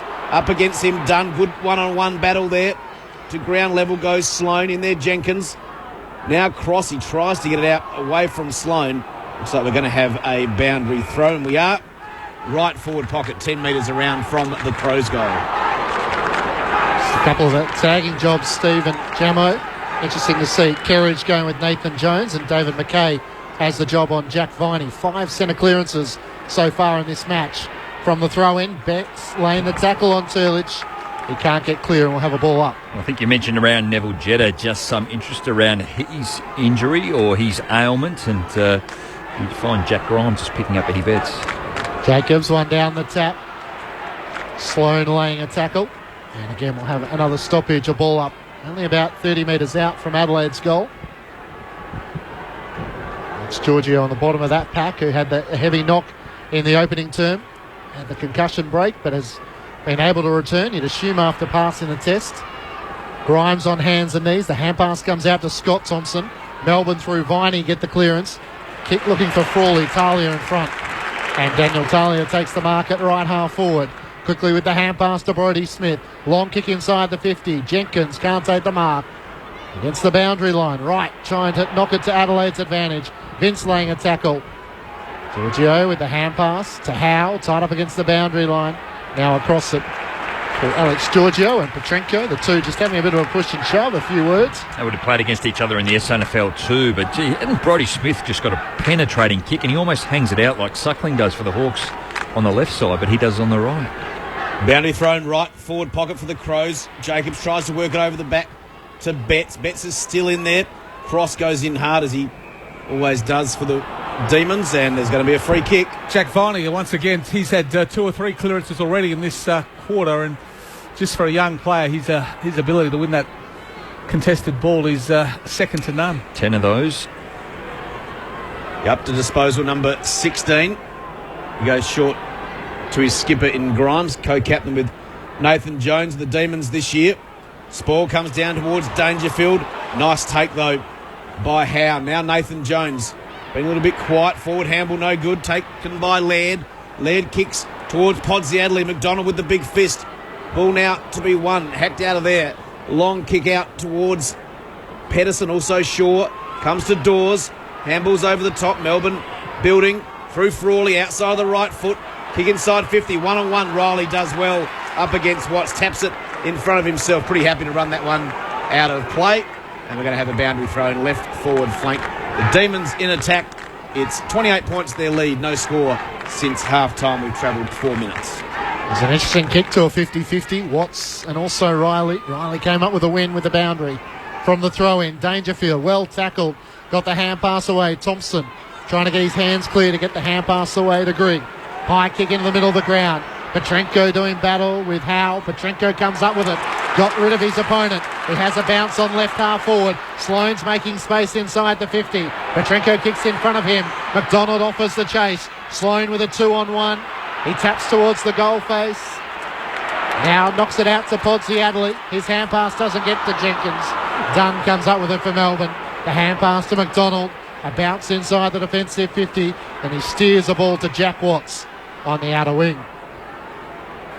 Another example of doing it really well, and support through their back line and their run, and had multiple options coming out. Watts in the middle of the ground to Tyson, who kicks to the attacking 50. Jacobs dropped the mark he should have easily taken. Has time to trap it though. The hand pass away to McKay. Now to Scott Thompson.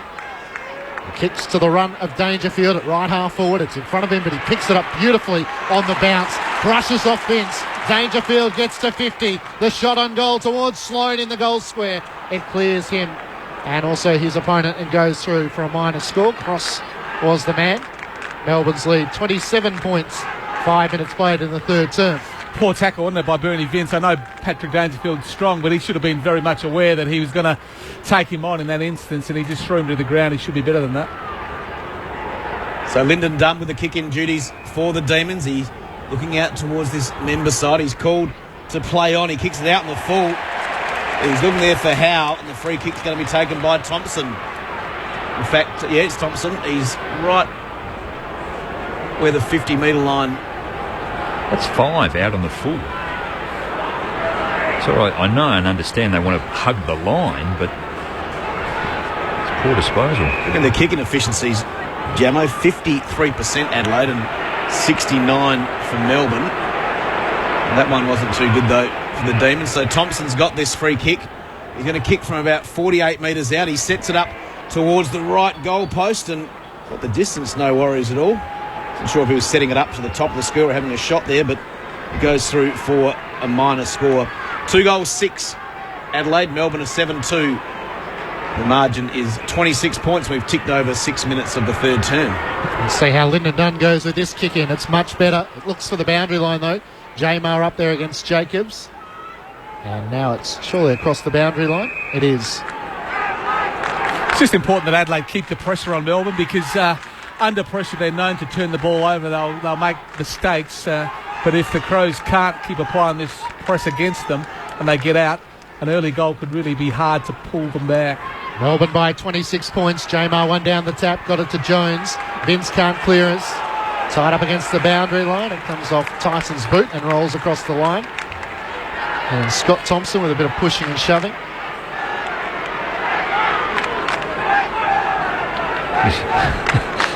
Matt Crouch is getting involved too. A number of smaller and younger bodies up against the more mature players.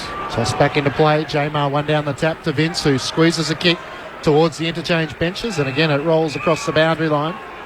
And a throw in as Viney looks ready to come back in. We haven't seen Neville Jetta in the second half. We also haven't seen Matty Yench, and Adelaide have made their subs. So interesting to see if Melbourne make the call with Salem. But you'd imagine Yench might be out for the rest of the match. Neville Jetta just run back on the ground then, so he's obviously okay. Play on to advantage, and now a chance for Petrenko. Good tackle, too high. First one was too high on Bale. Second one was all right, but he's got the free kick, has Bale. A bit of a messy bit of play, but he's at centre wing on the members' side. Rowan Bale. 2 behinds to Adelaide this quarter. No score for Melbourne as yet, but they still lead by 26. Nice pass, gets Pedersen. 60 out from goal. Kick towards the goal square. From the back there, or from the front, in fact, was Smith for the spoil. Grigg, I'm not sure if he handballed that. Jacobs did, though. Came to Laird. Laird just hacks it forward. No one there for the Crows. The mark taken by Dean Turlick. It's just a clear difference, isn't it? When Melbourne are going forward, they just lace out, so, albeit then that was a deep contest. Turlick's 55 out, goes the short pass into the pocket, looking for Frawley. Getting worried out of it. Good job by Smith, but Frawley somehow got it out towards Matt Jones. His kick towards the forward pocket. Mark spilt by Hartigan, but he goes through for a rush behind. And the Demons have their first score of the second half. They're 7-3-45. Adelaide are 2-6-18. We've gone 9 minutes of the third quarter. Mitch Grigg looks to bring it back in for Adelaide. Jacobs is the target. Jamar punches it down. Dunn traps it quickly. The hand pass to Jamar. Now to Watts, 70 metres out from goal. At full stretch, a good mark taken by Bale. And Rowan Bale, he might have a shot from right on 50. What a great kick out, Gemma, was it? Just to probably a 2-on-1 to the 2 big ruckman, but Melbourne were first to be able to get over there and support that contest. So Adelaide just making some poor decisions, really having trouble getting the ball out of their back half. Bale was trying to go short to Jones. They've turned it over. Kerridge comes up with it for Adelaide. They have no one further of Josh Jenkins, who takes the mark. Centre wing on the outer side, so he's forced to go backwards where Brodie Smith takes the mark. Interesting kick by Nathan Bale, wasn't it? Or Rowan Bale, sorry. He actually went back to hit Nathan Jones, but he's kicked it to the bloke that was standing the mark. Short pass to Podsiadly, now into the middle of the ground for Grigg. From the middle of the Adelaide Oval, a long kick looking for Betts, who's outnumbered 2-on-1. Jetta's there, and Cross, who picks up the ball for Melbourne. High up and under kick for Turlick. He can't trap it, and Riley has it for the Crows into the middle of the ground. And Mitch Grigg has it 55 metres from home. Yeah, he's got a big kick. Instead, he squares it up. Crouch just claims the mark as Cross was coming from the other direction. It's not very pretty footy, but for Adelaide, that was a bit more effective. Much better ball use, wasn't it, going forward? He could have maybe backed himself from there, but saw Crouch loose, and one thing about Mitch Grigg, he can certainly deliver the ball by foot. So a real opportunity now for Adelaide to get a goal here and get the crowd into the game and get themselves into the game. Daniel Cross looks like Stephen Stretch. Same number. It is. Matt Crouch, the rising star nominee for round 3. Of course, his brother Brad out injured at the moment. From 50, Crouch kicks cruelly. And Adelaide needed that. 10 minutes into the third term, the Crows have the first goal of the second half, and Melbourne's lead is cut to 21 points. The Demons 7-3-45 to Adelaide 3-6-24. He's a quality player, isn't he, too? He just, the way he stayed over the football then when he knew the pressure was coming, he took the mark, but you've seen the way that he's been able to win the football. And in his first couple of games, I thought his disposal wasn't all that flash, but he's really just settled into the quality of AFL football. And we spoke to Brad, his brother, early today on the local program, and he's only a few weeks away to have those two boys back on the side. Last two goals for the Crows. Margin was 36 in favour of the Demons at the 19-minute mark of the second quarter. Another clearance out of the centre for the Demons. Kennedy Harris handballs back to Frawley. He's at right half forward, member side, hooks it around the corner. But judging it best was Brent Riley. He takes the mark in the back pocket. He wants to switch to the outer side. He's got a player up the middle in Jacobs, and nice kick. Jacobs plays on by hand quickly to McKay. So David McKay looked up and there wasn't much that he liked, so he went sideways with a handball to Grigg. Grigg from half back, long kick looking for Betts. Jetta does well. Spoils that one out of bounds. We got a boundary thrown between wing and half forward on the outer side with the Crows in attack. Melbourne are very comfortable. Adelaide are kicking the ball 50 metres from the back end of the square to the front end of the square. Very easy to defend. 7-3 to 3-6. The Demons lead it by 21. The Crows with another chance going forward, and Jetta is doing a very good job back there. He's trussed up like a mummy. His right knee and right shoulder with plenty of tape as he's got it off now to Grimes. Grimes towards centre wing. Nice mark. Good judgment. And the grab's taken by Brent Riley, centre wing. Good call, Fry. He does. He judges the football so well. Riley with the right kick inside the 50. Jenkins worked out of it. Giorgio came and made the contest. Hand pass away. Howe got rid of it. Betts trying to trap it for Adelaide. Hand pass to Jenkins, who's well tackled by Giorgio. Jenkins ends up rocking him almost in the motion of a baby. It was like wrestling, didn't it? Yeah, before throwing him on the turf. And the killer bees off the top rope. Looking for the tap. Only about 35 metres out from Adelaide's goal as it's thrown up. A free kick off the ball for a push, and it's going Melbourne's way. There's so many players in this contest, it's hard to know. Neville Jetta's getting the free kick. But as to what it was for, we're no the wiser. Short pass and it finds Tyson. Right half back for the Demons. One-on-ones further afield, so Tyson's forced to kick around the boundary line. Dawes in a wrestle with Hardigan. Pedersen flew in front of that pack. Crouch tight up against the boundary line, takes it for Adelaide. Hand pass away to Dangerfield. Podsy Adelaide trying to give the Shepherd. He bumped Watts into him, and both players went across the boundary line. Melbourne by 21 points. Chris Dawes just trying to fire Jack Watts up a little. 1 goal, 2 to Adelaide in this quarter. The Demons just the one behind. The ball's in dispute here, half forward for the Crows. Now a chance for the Demons. Burns gave it to Pedersen. Back to Burns, off the left foot towards half forward. The Crows have the numbers, but well played by Nathan Jones. Handballs to Viney, he's 60 out. Kicks to a one-on-one in the goal square. Kennedy Harris down there. Also Brown. Well done by Brown. Spoils it to his own advantage. Now to Smith. Big tackle by Dawes. He wraps up Smith. Should be a ball up. It is 20 out from goal. Good bit of play by both teams. What a tackle. Just grabbed him and wrapped him up and just couldn't do anything. Then great effort just to hold the ball inside 50. He's been really impressive, hasn't he, Denai? Tap comes down towards Nathan Jones again. He tries to get that ball out. The umpire comes in just as Scott Thompson takes off from the pack, and he's going to ball it up. We saw some footage of Nathan Jones before in the rooms before the match. It looked like he had some sort of issue with his body, but he's obviously decided to play and not having a huge influence on the game. Here goes David McKay, gave it to Grigg. He looked up, didn't see anything, gave it off to Brodie Smith. Normally a beautiful user of the ball, this no exception. Hits Riley in the centre of Adelaide Oval. Real floater. It was a very open forward line. Dangerfield, the kick wasn't to his advantage. Dunn did well. Back goes Dangerfield. Handball to Petrenko, wrapped up in a big tackle there by Jetta.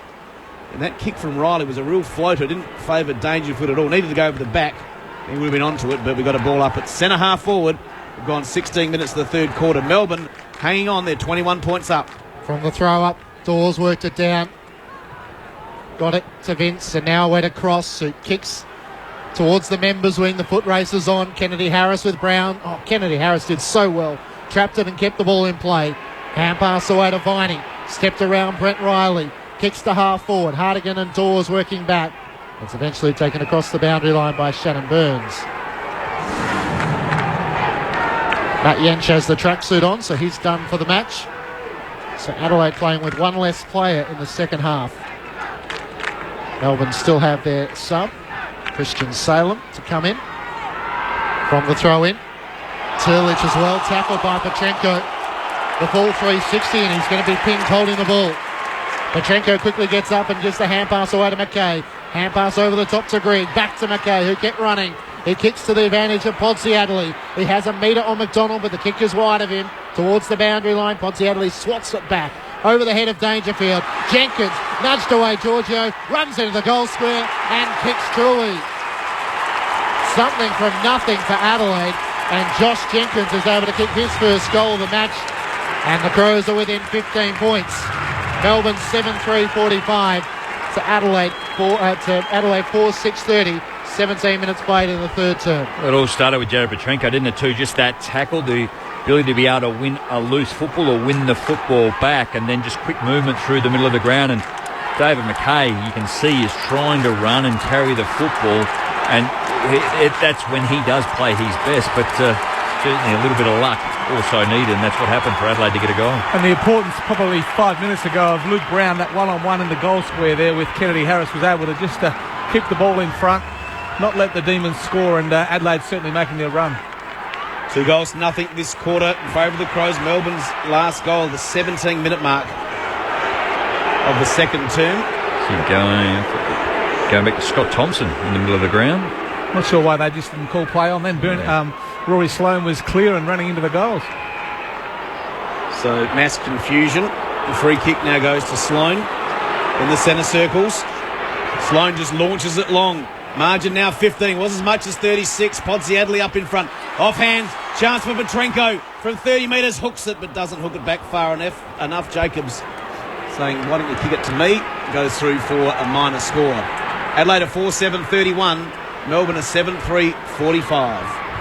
The Demons through Lyndon Dunn running out of defence. He gets to the defensive 50, kicks long to Kennedy Harris. Short was in front position.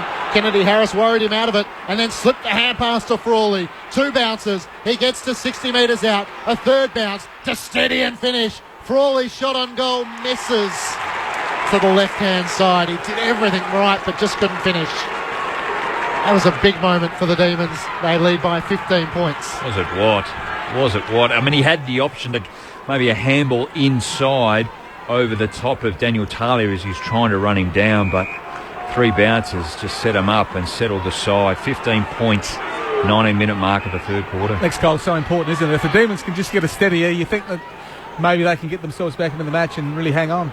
Riley marked from the kick in. Now chance for McKay. Gets it across half back. Little chip kick. Not sure what he's trying to do there, but almost a mark to Bale's been paid. It hasn't. Comes down to right. Handball to Sloane. Now for left foot. Nice pass. He's got Thompson. Handballs off to Jenkins. Runs his full measure from centre wing. Kick up towards half forward. Going back with a one-arm Podsiadly. Couldn't mark it. And Grimes takes it out of bounds. Boundary throw in left forward pocket. 40 around from the Crows' goal. That mark should have been paid to Rowan Bale. Shouldn't have been. Certainly a mark. It was took it to the ground and it come out when he hit the ground.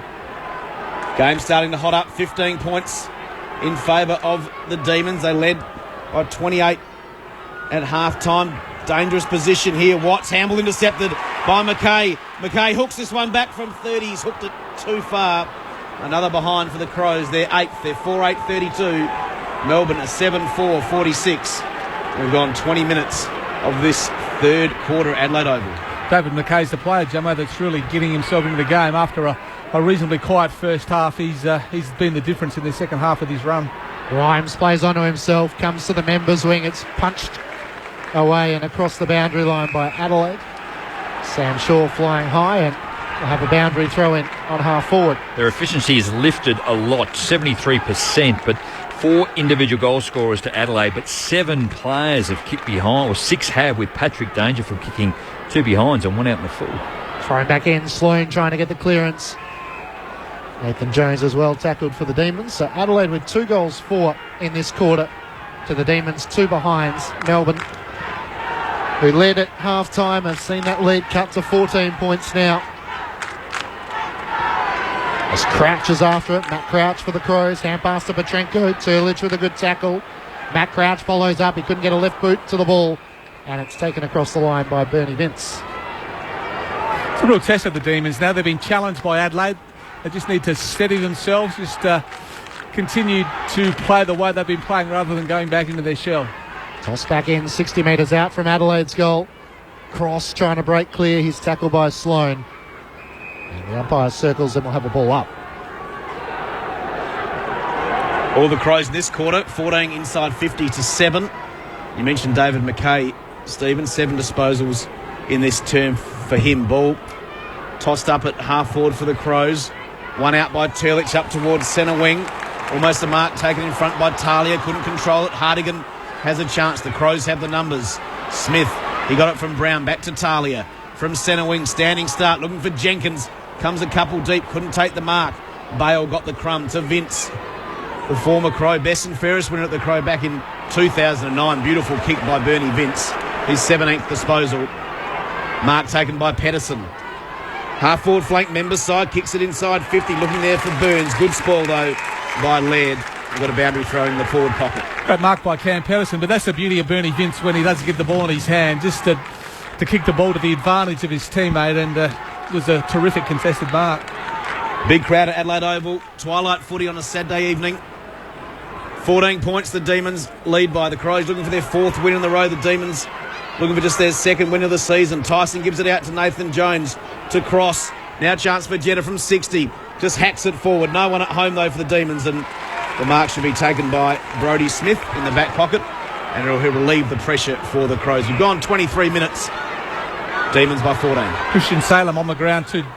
Alex Giorgio has been subbed out of the match, and a little bit more run and creativity in the Demons forward half now. Laird worked it to Jacobs at half-back, and a beautiful pass from the ruckman to Rory Sloan. Some people say ruckman shouldn't kick, Jamo, and that was a nice one from Sam Jacobs. Don't mind them kicking, you just never handball the one running pass, which doesn't happen too often.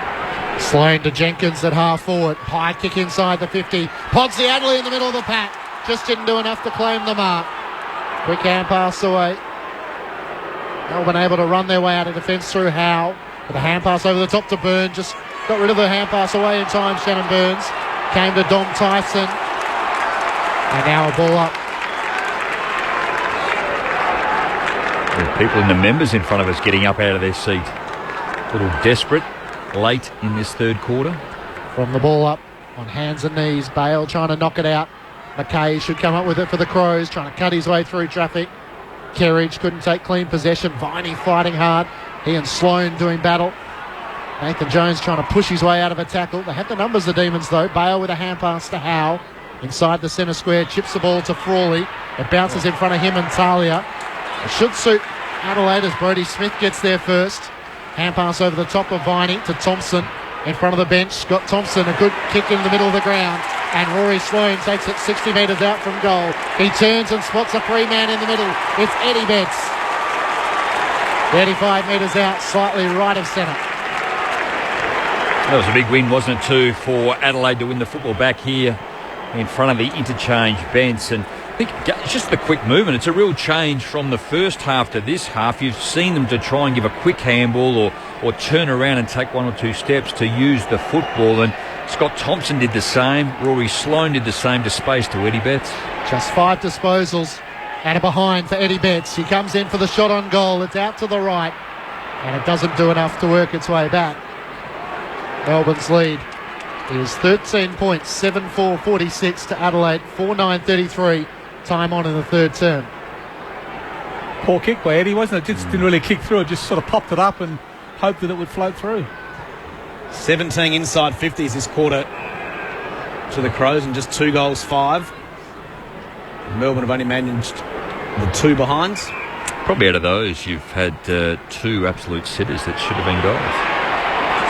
Tom McDonald, he went to play on. He ran out of bounds, though. Got the mark from the kick, and he's just run out of bounds. Going to have a boundary throw in left half forward for the Crows. He's been pretty good, Tom McDonald. He's only had, hasn't had a lot of possession, but he's certainly done his job on Podsiadly. Nice and reliable back there.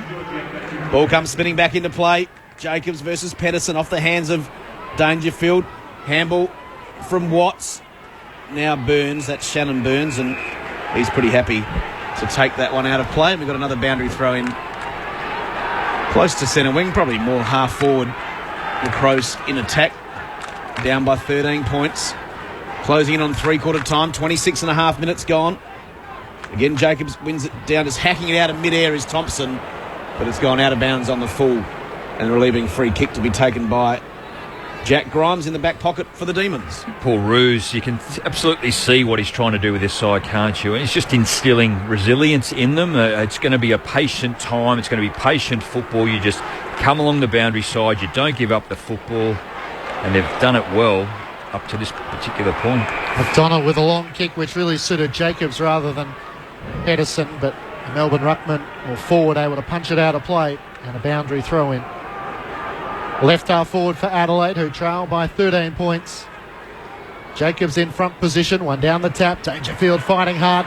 Cut his way through traffic nicely. Just couldn't get a clean kick away on his left boot. Petrenko tapping it towards the goals. 20 metres out. Jones hassling him. Grimes now under pressure. Good tackle laid by Matt Wright. They turn to the umpire and Ray Chamberlain says, my ball. I've got to say, I've praised Bernie Vince tonight, but that was actually pretty sloppy. He's his direct opponent in Patrick Dangerfield. He allowed him to get goal side, run through and cut through 3 or 4 opponents. Jacobs wins the tap, down to Petrenko. Spinning ball, the dribble kick towards goals, and it's rushed through for a minor score by the Demons. They lead by 2 straight kicks. 7-4-46 Melbourne to Adelaide 4-10-34.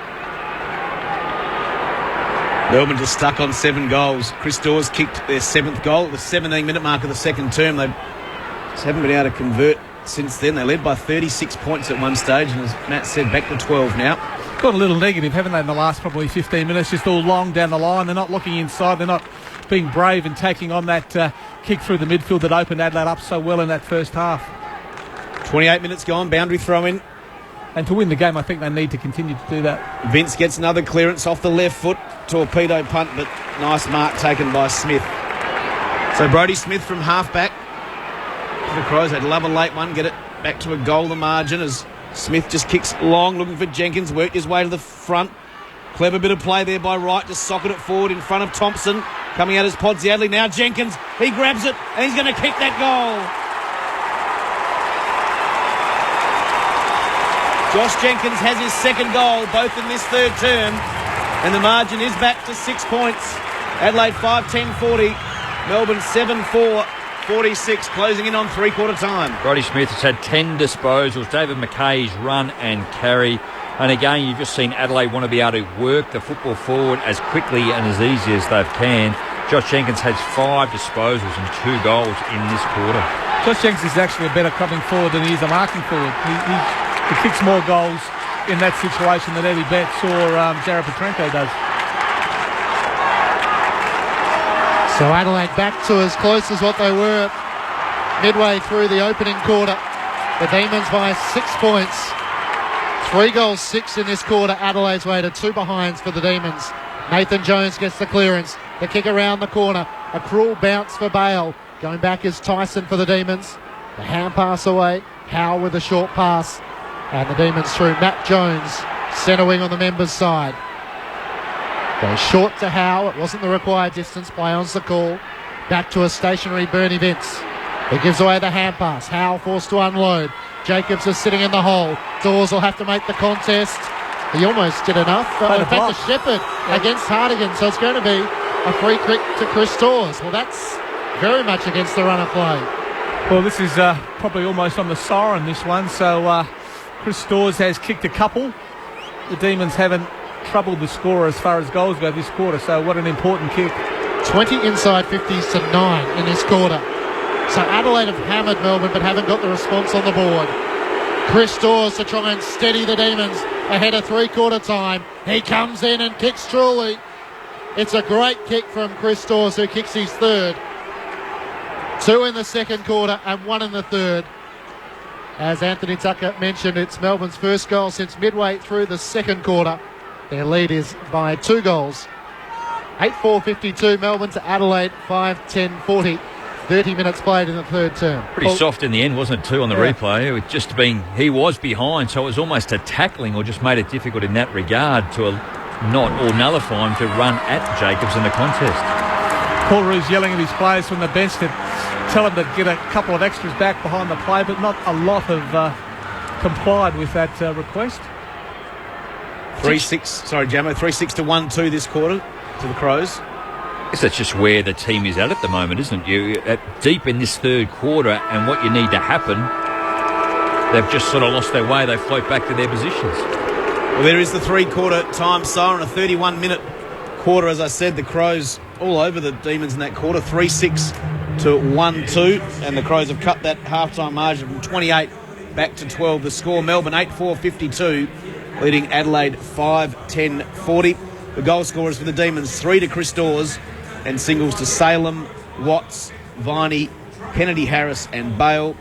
And for the Crows, Josh Jenkins kicked 2 goals in that quarter, and singles to Thompson, Dangerfield and Matt Crouch. At three-quarter time, the Demons by 12 points. This is Grandstand AFL on ABC Local Radio, Radio Australia and Grandstand Digital.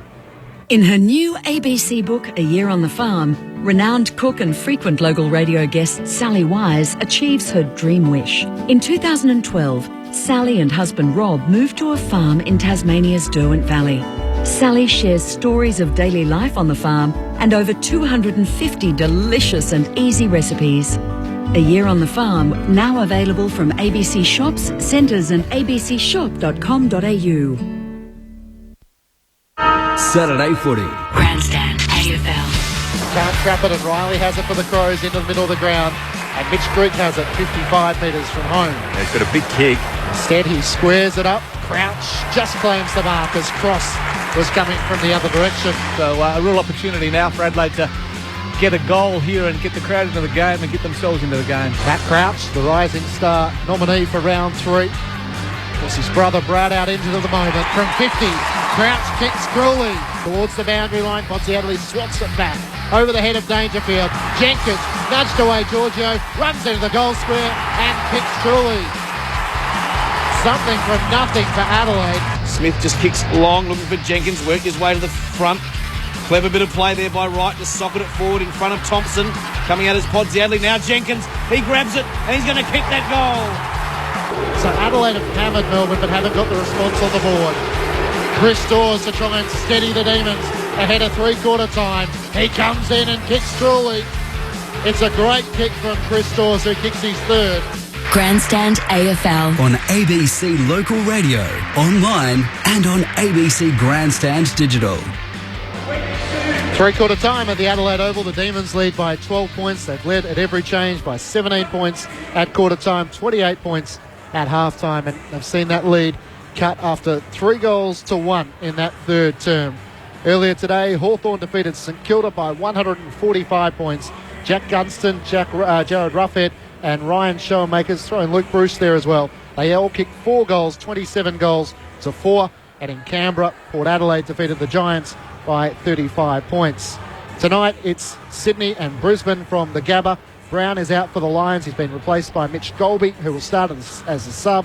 And the Swans are unchanged with Brandon Jack as the sub for Sydney. Most of our audience will head to Docklands. Essendon taking on the Western Bulldogs. Clint Wheeldon to head up our team. Evening, Clint.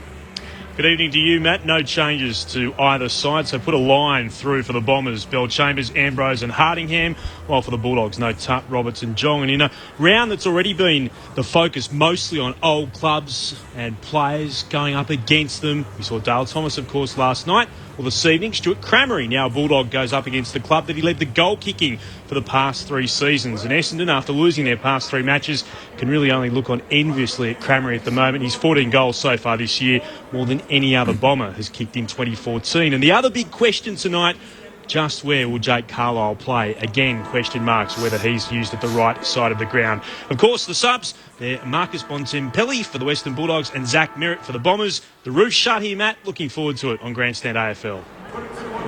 Thank you, Clint. We'll join you after this game. Three-quarter time, Melbourne lead by 12 points. 8-4-52 to the Crows, 5-10-40.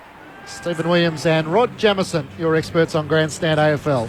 Yeah, we've got a real game on our hands. We all knew at half-time that Adelaide had to certainly make a move in that quarter, and they had 9 shots of goal for only 3 goals, 6. So probably with a reflection of the dominance, particularly inside 50s when they went inside 20 times to the Demons 9.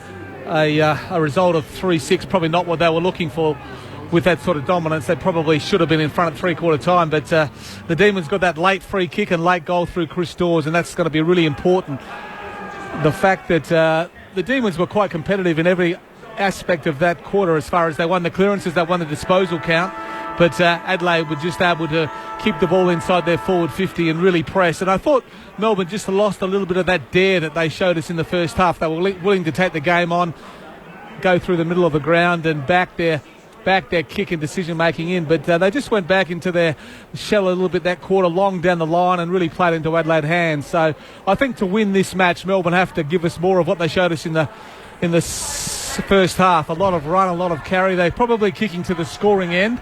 Most of the goals are being kicked to the old scoreboard end of Adelaide Oval. So a big occasion. We didn't expect a game to be in the balance like this at three-quarter time. So looking forward to what both teams can offer us, Jamo, in this last quarter. Yeah, look, it was a big improvement, wasn't in that third quarter by Adelaide. Inside 50 we spoke of. Percentage in terms of efficiency, they really lifted that. Their tackling when they didn't have the football, 22-16 in Adelaide's favour. Their run and carry and their quick ball movement was much better in that third quarter as opposed to the first half. But again, for me, Chris Dawes played a lot back in that particular quarter, which I felt, I guess, went against Melbourne. They need to play him up through the middle of the ground, which he did so well in that first half. So can Melbourne record their second win of the season, or can Adelaide pinch a late victory? The final quarter underway. The Demons have it on half-back. Cross with a hand pass to McDonald. Bouncing ball on the outer wing. Dawes comes out to greet it. It's a good tackle laid on him. And the ball's stuck on the bottom of the pack. Good attack of the ball there by Christian Salem, just to get down nice and low and not let the ball come out of that stoppage holder in and force a ball up. Adelaide with a clearance. Thompson with the kick. Jetta on half-back. Hand pass to Grimes. Then away to Turlick and now to McDonald. Good hand passing from the Demons. Cross found the way through to Matt Jones. Centre wing on the outer side. The kick to half forward. Crawley underneath the ball and it's punched across the boundary line by Talia. That was better from Melbourne, wasn't it? They just took the game on, they handballed the ball, they backed their teammates in rather than kicking long down the line, and just some good results come from that play. Toss back into play on half forward for the Demons. Jamar in front position. Comes down to Scott Thompson of Adelaide. He squeezes a kick out. Podsy Adelaide. McDonald going one direction. Coming the other direction was Jetta.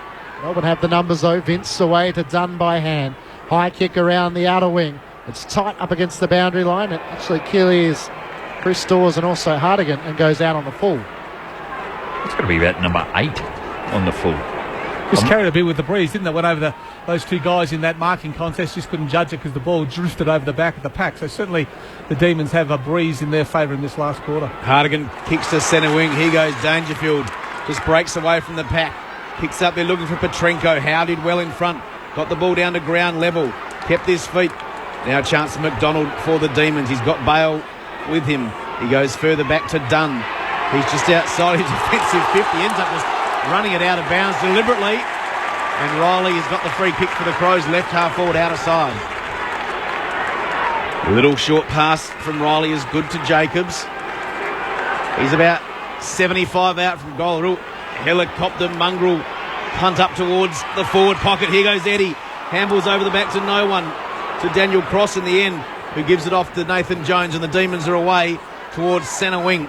Up went Frawley. Down at the ground level was a chance for Taylor. He's still got the ball in front of him. Salem from Melbourne putting a bit of pressure on.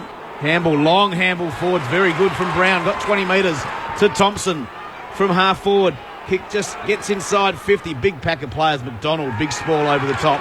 And we've got a boundary thrown right forward pocket for the Crows. 25 metres around from their goal. Sam Jacobs just had to use Josh Jenkins then. Beautiful lead up, would have been a mark, probably 40 metres out, but chose to ignore him and go long and turn the ball over. Adelaide 30 metres out from their goal. Jamar flicks it over the back. Sloane's onto it for Adelaide. Quick hand pass to Thompson off a step on the right boot. Podsiadly in the goal square. He claims the mark against Thompson. Too strong, J-Pod in front. First time today that we've seen J-Pod be able to overpower Tom McDonald and mark that ball. James Podsiadly kicks the opening goal of the final term.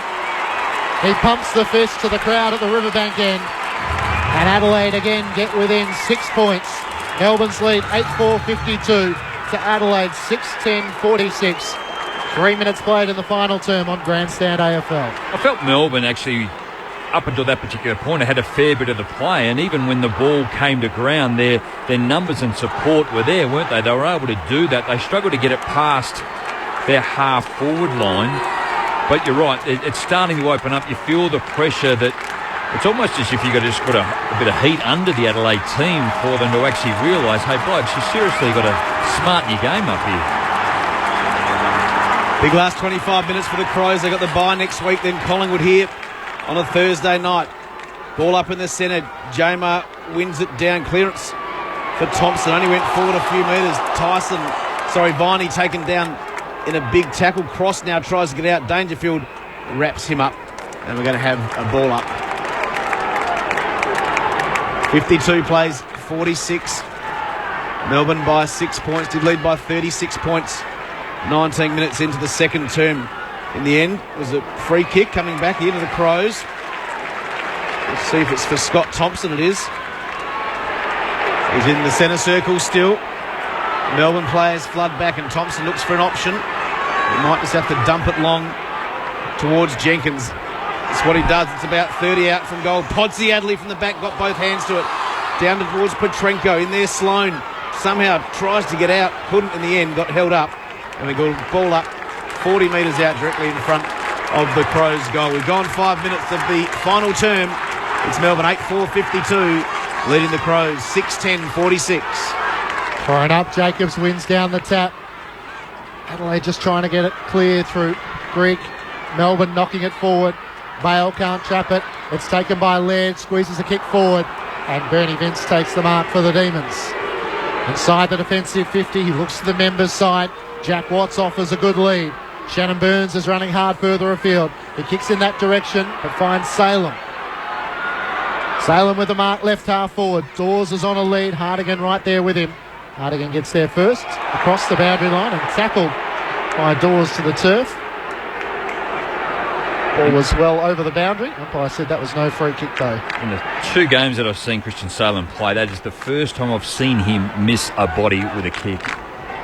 Thrown in, Jacobs one down the tap. Got it to Crouch, the hand pass missed McKay, who runs out of room and will have a throw in. Jake Kennedy Harris is the player that's really dropped out of it. He was the guy that was providing a real option in that forward 50 early in the first half, but just needs to get himself back into the game. Crowd posted at 44,216 at the Adelaide Oval this afternoon. Thrown back in from the tap. Sloane's well tackled by Burns and also Tyson. 50 metres out from the Demons' goal. The throw up. Third man up is Cross. Trying to work it down to Tyson. Hand pass to Bale, who lost it immediately. On hands and knees trying to knock it out for the Demons. Brown, his hand pass was intercepted for the Crows. Thompson over the top. And we're going nowhere. Slightly moved into the middle of the ground. It's still 70 metres out from the Demons' goal, who lead by 6 points. Well, they've thrown another challenge at Melbourne now too. It's not very often this year they've found themselves in a position where they're actually leading the game and pretty much done it from start to finish. And now they're being tested and challenged. It's not in their own terms or on their own terms. Jacobs slapped it out the back to Wright, who missed his target with his handball. Looked for Scott Thompson. Now we've got a boundary throw in. Still left half forward for the Demons. That's a good point, Gemma. They haven't been in a situation where they have the ability to ice a game and all of a sudden things change a little bit. It's the 1 goal since half-time for the Demons. They led at half-time by 28. Now it's just 6. Chance now, though. Salem did well with one hand, brought it down to ground level. McKay, he was taken down, as was Viney. He's just a bulldog, got the ball out. Now Melbourne again, this time through Bale. Handballs inboard. Tyson over the top. Sets up Kennedy Harris. He's good enough to get it out, but There's no support there for him as Brown comes in. On his back, though, was Burns. Now a chance for Watts. Watts in the forward pocket, hooks it back towards the goal square. Talia does well, punches it towards the behind post, and it spills out of play. Left forward pocket, under a lot of pressure there, the Crows. The Demons 8-4-52. Adelaide 6-10-46. We've gone 8 minutes of the last quarter. Jack Viney a bit stiff there, wasn't he? Just had to put his head down to get the ball, and he certainly was tackled high. Melbourne deep in attack. The throw in clears both ruckman. On hands and knees, Cross trying to get a hand pass away. Dawes with the don't argue. His kick is high, up and under. Hardigan went the punch. Oh, he didn't clear it. Grigg picked it up.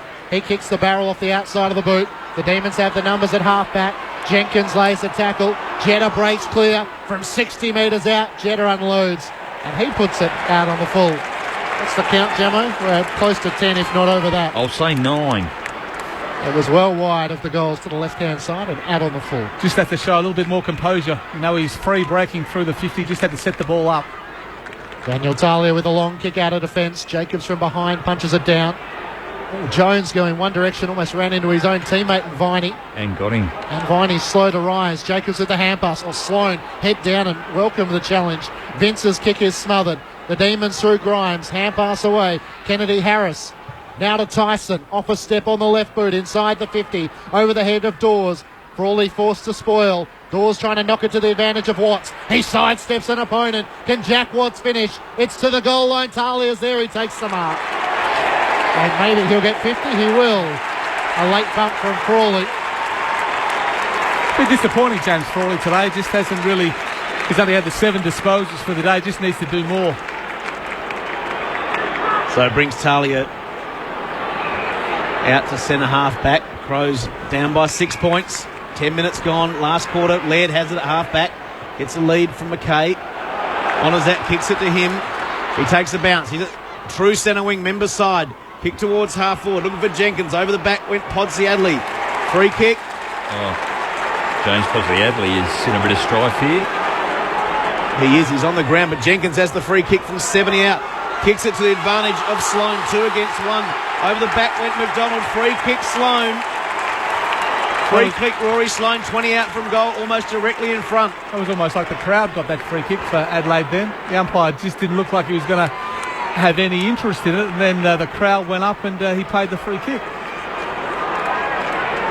Seeing Podsiadly limp towards the boundary line down in front of us, and Sam Kerridge to replace him. But this kick to bring scores level. 11 minutes last quarter. Sloan from 25 out.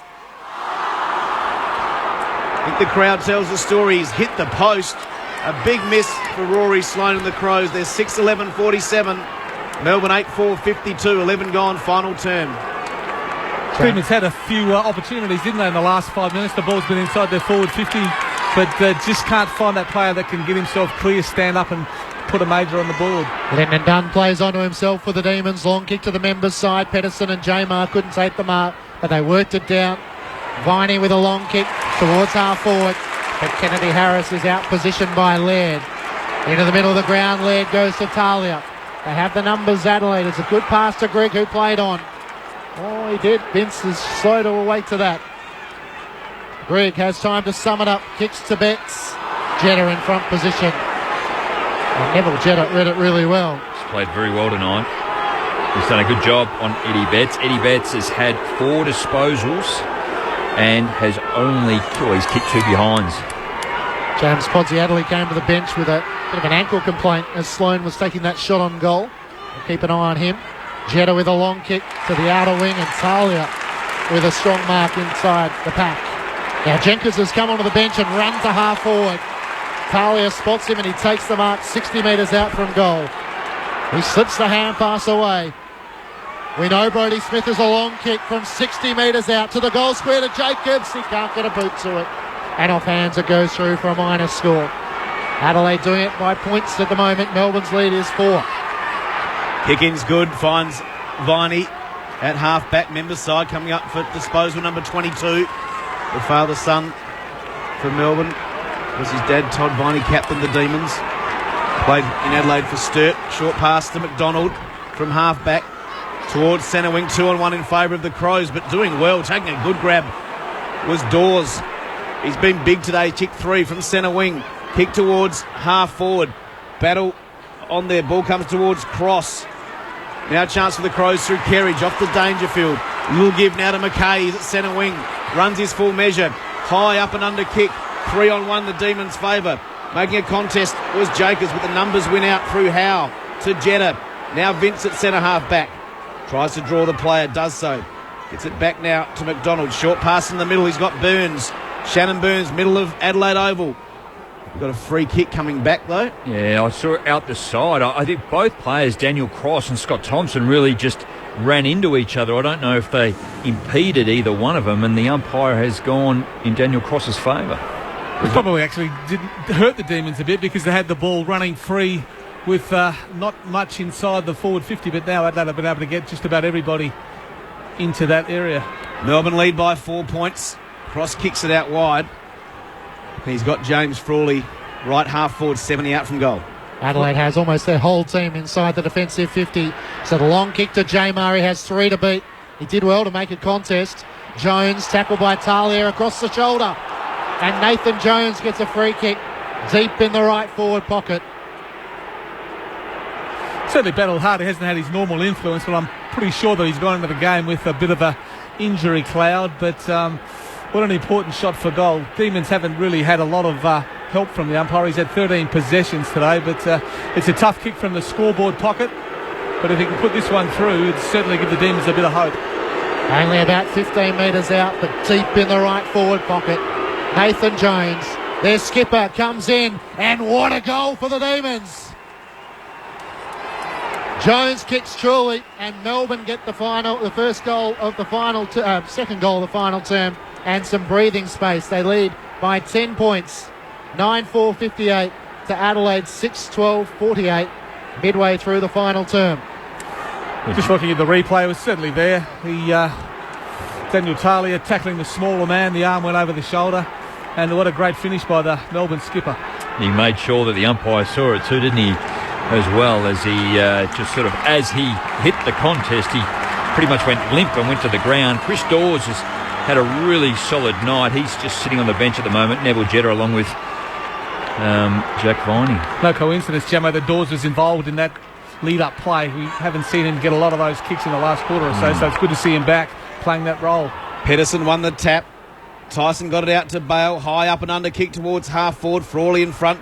Couldn't take the mark. Riley went to ground. In there goes Salem also.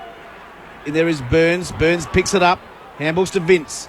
Vince at right half forward. Wanted to get onto his right, but ended up kicking on the left inside 50, looking for Dunn. Now Crouch for the Crows. Back to Hardigan from half back. Just slams it on the boot.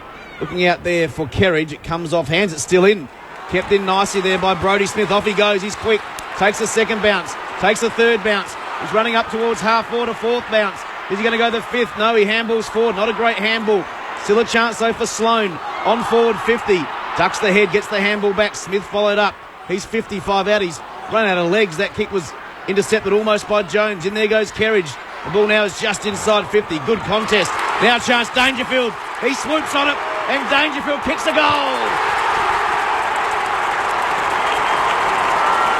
Paddy Dangerfield's got his second. And the Crows are back within 4 points. They're 7-12-54. Melbourne a 9-4-58. We've travelled 17 minutes of the final quarter. Just how typical of that was Patrick Dangerfield. When you just want your side to be picked up and carried, he just does it every time. An interception too. Picks up, breaks through 2 or 3 players under pressure, flat out. And finishes truly too. And just that contest out the other side, Stephen. Just Bernie Vince, I think, tried to tackle. It looks like a bit of a clipped wing, but he's okay. He's in the middle of the ground, but something happened. There's no more powerful player, is there, out of the stoppage when Dangerfield wins the ball on the ground, and then his ability to sprint out of that stoppage, and anyone in his way, he just pushes him away with his strength. So back in the middle, Adelaide trail by 4 points. Melbourne get the clearance. A bubbling ball to half forward. It's taken by Laird. High kick to the members' wing. Chopping the mark was Brown. Griggett was under pressure from Kennedy Harris. Viney combining with Matt Jones off the outside of the boot. It's out on the full. Just to make matters worse for Demons supporters as well, Steve, that ball on the outer side was well and truly out from Brodie Smith. So the boundary umpire not in the position to see that. Kick into the middle of the ground. Almost a chance. Oh, Kennedy Harris did well. It comes to Tyson. Now the hand pass from Howe. Fumbled by Turlick. Adelaide trying to knock it forward through Crouch. Turlick follows up. The hand pass to Dorr. Cuts his way through traffic. Chris Dawes gives it away to Jack Watts. He's done the 360. Hand pass to Howe. Off a step. High. Up and under kick. Pedersen races at it. It's punched away by Talia. Scott Thompson trying to get a hand pass clear. McKay's there. He taps it to his advantage. Gives the hand pass away to Crouch. Short kick to Jenkins in the middle of the ground. One-on-ones further afield. Dangerfield wants it long. That's the direction Jenkins goes. On the lead. Great punch away. The foot race towards the boundary line. Jack Grimes did well. That was outstanding, wasn't it? Just one-on-one with Dangerfield. Everybody in the ground thought Dangerfield was going to mark that, but what a terrific effort to get a fist in and cause a throw-in. So different ends of the ground. The Melbourne co-captains. Nathan Jones with the goal. Jack Grimes with the smother. They lead by 4 points, but Adelaide are coming from the throw-in. Jacobs one down the tap. Sloan hand pass towards the boundary line. Off a step, Kennedy Harris. Dunn took a good mark in between Grigg, Riley and also Laird. 3 Adelaide players. And Lyndon Dunn had the mark centre wing. He looks down the line. Chris Dawes is the target, 2-on-1. Talia nudged him underneath the ball legally, apparently. Brown's hand pass, Watts almost intercepted it. Pedersen with the hand pass away. Dawes tackled. Sloan throwing himself in there. And it's a Melbourne free kick. That's that one where they play taking the legs, diving in and knocking the player in the legs. Jack Watts now will have a shot for goal from... have to kick the ball 55 metres. I'm not sure whether he's got this kick in him, but he's certainly going back a long way. Chris Dawes working his way back. Mark Jamar too. So 19 minutes played. You'd imagine there's still 6 or 7 minutes to play. But Jack Watts with a big kick for the Demons. He'll have to kick 55 metres. But Jack Watts give the Demons a lift. It's a good kick off the boot. It's slightly across the face. The mark has been taken by Jamar. Mark Jamar on the last line for the Demons. Sam Jacobs looks to the umpire. He has no argument there. Jamar's going to have a tight angle though. The umpire heading him towards the old scoreboard. Just needs to think his way through this. The players go back. He should be right up, probably another 5 metres closer to the guy on the mark so he can just step around on his left foot and kick a goal. To return the Demons to a 10-point lead. Jamar opens the angle and snaps the goal. It's a good response from the Demons, Ruckman. And 21 minutes played in the final term. Melbourne lead by 10 points.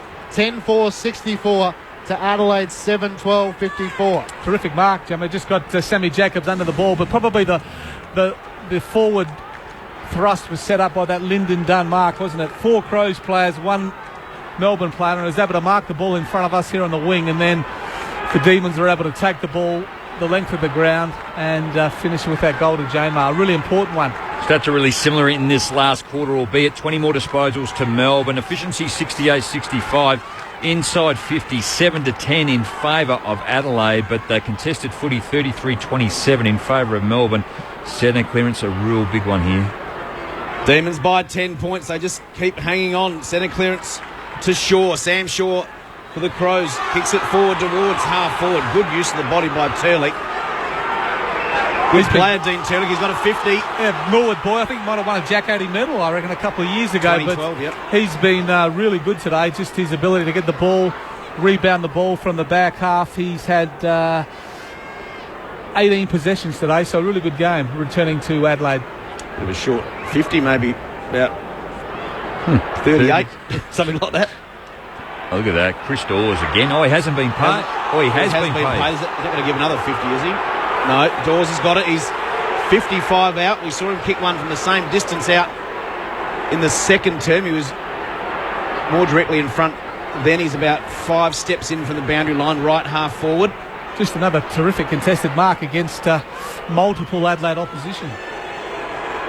So Dawes has kicked 3 goals, 2 in the second, 1 in the third. If he kicks this, the margin's 16. We're coming up to the 23-minute mark. He's a mile out, though. He's about 60 out. He squares it up towards about 20 metres out from goal. Frawley's in there trying to get the crumb. Jumping on him is Thompson. Pretty clever from Dawes there. He's probably never going to kick that distance, but he took his full 30 seconds and lobbed it about 30 metres out from goal. Only thing was, I don't think his teammates knew he was going to do it. 23 minutes played in the final term. Melbourne in attack. They lead by 10 points. Tyson trying to get the clearance from the stoppage. He can't do so. We'll have a ball up. Jeremy Howe was the player you needed in there, wasn't it? He's the guy that can sit on somebody's head and take a mark. Quickly thrown up. Jamar one down the tap. Tyson trying to get clear off the outside of the boot. He kicks truly. Dom Tyson with the big goal for the Demons. And they come from every which way to congratulate him. The margin now 16 points. But there's still 5 minutes to play in this match. Melbourne 11-4-70 to Adelaide 7-12-54. So 3 goals to 2 in the final term Melbourne's way. Hasn't he had a good game too? When you have a look at the stats, he's really got under the guard. 29 disposals and 11 contested, 3 inside 50s, 1 goal, 1. And how did he get out of that contest? No more important goal than that. Was a smart kick on his left boot. He had to sort of kick it off the outside of the left. And the job's in front of the Crows now. They need some clearance work. They need Dangerfield. They need Sloan. They need the guys that stand up when the whips are cracking. The Demons have kicked 3 goals in this final quarter to the Crows. 2-2. Dangerfield from the centre bounce. Left foot kick inside 50. Wobbles up there. Mark dropped by Grimes. Chance for right. Now Petrenko. Can he get it out? Free kick. Free kick to the Crows. It's going to be taken by Jared Petrenko. He's only 20 metres out directly in front. Just Grimes was the player, wasn't he? It was a floating kick from Dangerfield, but it was a chest mark. He should have marked it. And just mistakes, particularly when the game is in its last 5 minutes, can be critical. Magnified 100%. And Jared Petrenko probably fortunate with the free kick, but should go back and nail this one. A must kick here for Petrenko. 25 gone in the last quarter. He's got it. Jared Petrenko's kicked the Crows' 8th goal. They're still in at 8-12-60. Melbourne 11-4-70. We're just ticking up to the 25-minute mark here at Adelaide Oval. 44,216 in the ground today. The Demons still hanging on by 10. It's going to go to the wire, wasn't it? So Adelaide were in front up until when? They were nearly 10 minutes into the first quarter. Melbourne has had and held the lead since the 10-minute mark of that first quarter. Similar free kick to Nathan Jones, wasn't it? Just went towards his knees and was caught high with the tackle, and the umpire probably had no choice but to play the free kick. So Adelaide need 2 goals in around 4 minutes. Melbourne need to survive the test. Jamar in the middle of the ground, got the clearance himself. A bouncing ball, Crouch overran it, picked up by Dawes inside the 50. Going back, the mark is taken by Brodie Smith. Hand pass away to Riley. He looks to find Jacobs at half-back, who takes the mark. Quickly away with a hand pass to McKay. He has a bounce in the middle of the ground. Looks to half forward. Jenkins running back. Podsiadly coming out. It bounces in front of Podsiadly. Jenkins tries to sock it off the ground. Knocked on forward by Betts. It comes to Petrenko. Away to Podsiadly. Off the left boot. He can't curl it enough. It misses to the near side. And a minor score. Melbourne by 9. Just thought if he just should have had to take him on, didn't he, then, in that particular point? He wanted to use his left. He struggles a little bit on his right and just hooked it just a 2 over his right shoulder. 26 minutes played in the final term. Vince with a long kick in to the members' side. Hardigan and Jacobs punch it forward. Laird hard at the footy. Runs into Turlich. They throw each other to the turf. And we'll have a ball up 55 metres out from Adelaide's goal, but the clock continues to tick. Jacobs and Jamar, neither ruckman get clean purchase. Jacobs hacks it forward with a kick. Podsiadly and Jenkins, where's the crummer? No one's there. It's taken by Jetta. A bounce and then a hand pass to Grimes. In the back pocket, the Melbourne co-captain has it. He'll kick to space on the outer side. Dawes comes out to take a good mark. He's played one hell of a game tonight. Chris Dawes for the Demons. He looks further afield. Dunn is his target. One-on-one with Hardigan. It clears those 2 players. Dunn leads in the foot race back. It goes across the boundary line. Melbourne won't mind that. Good clearance, wasn't it? They were able to switch the play, get it to the open side, and just a great kick by Grimes just to hit his target 50 metres away. Dawes took up a little bit of time, and then a throw in the forward 54 of the Demons. Toss back in. Melbourne 50 metres out from goal. Sloane trying to break through. He was tackled too high by Vince. And will take a free kick on left half back. There's 3 minutes to play in this match, so Adelaide need to race the clock. The hand pass away to Betts, who almost runs out of room. The hand pass in the middle of the ground for Grigg. Sidesteps an opponent on the left boot, kicks to half forward. Right, should take the mark. No, he dropped it. The pressure came from both sides. The hand pass back to Dangerfield. Fends off an opponent, just gets the kick away to 30 metres out from goal. A juggling effort by Kerridge, well tackled by Jones. And the umpire will ball it up 30 metres out from the Adelaide goal. The Demons by 9 points. Look at the players, there's hardly anybody out. 1, 2, 4 or 5 players outside the Crows 50, so it's going to be hard to get a clean possession in here. From the ball up, it comes to Kennedy Harris, who throws it on the boot. It'll bounce inside the boundary line and pitch out. Probably the bounce saved it being deliberate. Going to be a brave umpire to call that. He only just wanted to get it up the line, didn't he, too? Yeah. I think the bounce may have saved him as it bounced inside rather than straight out. 70 metres out from the Crows' goal. It's the Demons by 9 points. Tapped down by Pedersen to Vince, who kicks around the boundary line. Dawes trying to tap it towards that side, but Riley's there for the Crows. They need to move it swiftly. Riley, short pass away to McKay. Hand pass to Talia. Viney's after him. Talia just got the kick away. Deep kick to Podsiadly from one direction. McDonald did well. Jenkins is the crummer. The hand pass towards Petrenko across the boundary line. A throw in 30 metres out from Adelaide's goal. The Demons have 2 minutes to survive. Just needs a Petrenko or a Betts here, doesn't it, to attack the ball. Toss back into play. Pedersen punches it back towards the boundary line. Kennedy Harris overran it. Betts trying to keep it in. Kerridge is there. Now it's taken across the line by Kennedy Harris. It's a new look defence, isn't it, for Melbourne as well? And the way that they're playing, there is congested, so there is the concern of giving away a free. Adelaide just want to get on it. You just got to sit and squat rather than get at the player. Jacobs trying to tap it towards the back towards Greek. Kennedy Harris with a hand pass away to Turlich. Off a step, McDonald with a long kick. Clears the congested players. Brown should get back there first for Adelaide. In front of Dawes. Good shepherd from Shaw. Inside the middle of the ground to Talia. Adelaide need to move it quickly. Melbourne have all the players back. Talia looking for Podsiadly. Pedersen dropped the mark. A chance for Sloane. He can't get a kick away. Turlick comes up with it. Long kick to Dawes at half back. Talia flew high. Socket off the ground for the Demons. Jones can't get it past Shaw. He reloads. Again, Adelaide surge long. Podsiadly in the middle of the pack. The crummer is Petrenko. His kick is smothered. Melbourne with the numbers. Off a step. Matt Jones searching for the boundary line. It bounces on its point. Hardigan traps it 70 metres out. He blazes away and it's out of bounds on the full to the near side. And maybe that's enough for the Demons. 9 points their lead. Inside 50s, 18 to Adelaide, 9 to Melbourne. Adelaide are really just bombing away and hoping someone's going to take a catch. For our listeners, 38 seconds left on the clock. Frawley kicks long down the line, but he's kicked it out on the full. Kerridge to take the free kick. 60 metres out. He pumps it long to the hot spot. Podsiadly the target. Punched away by the Demons' defence. Pods is the crummer. He snaps the goal. James Podsiadly able to kick his second. And Melbourne's lead is 3 points with under 30 seconds to play. 22 in fact.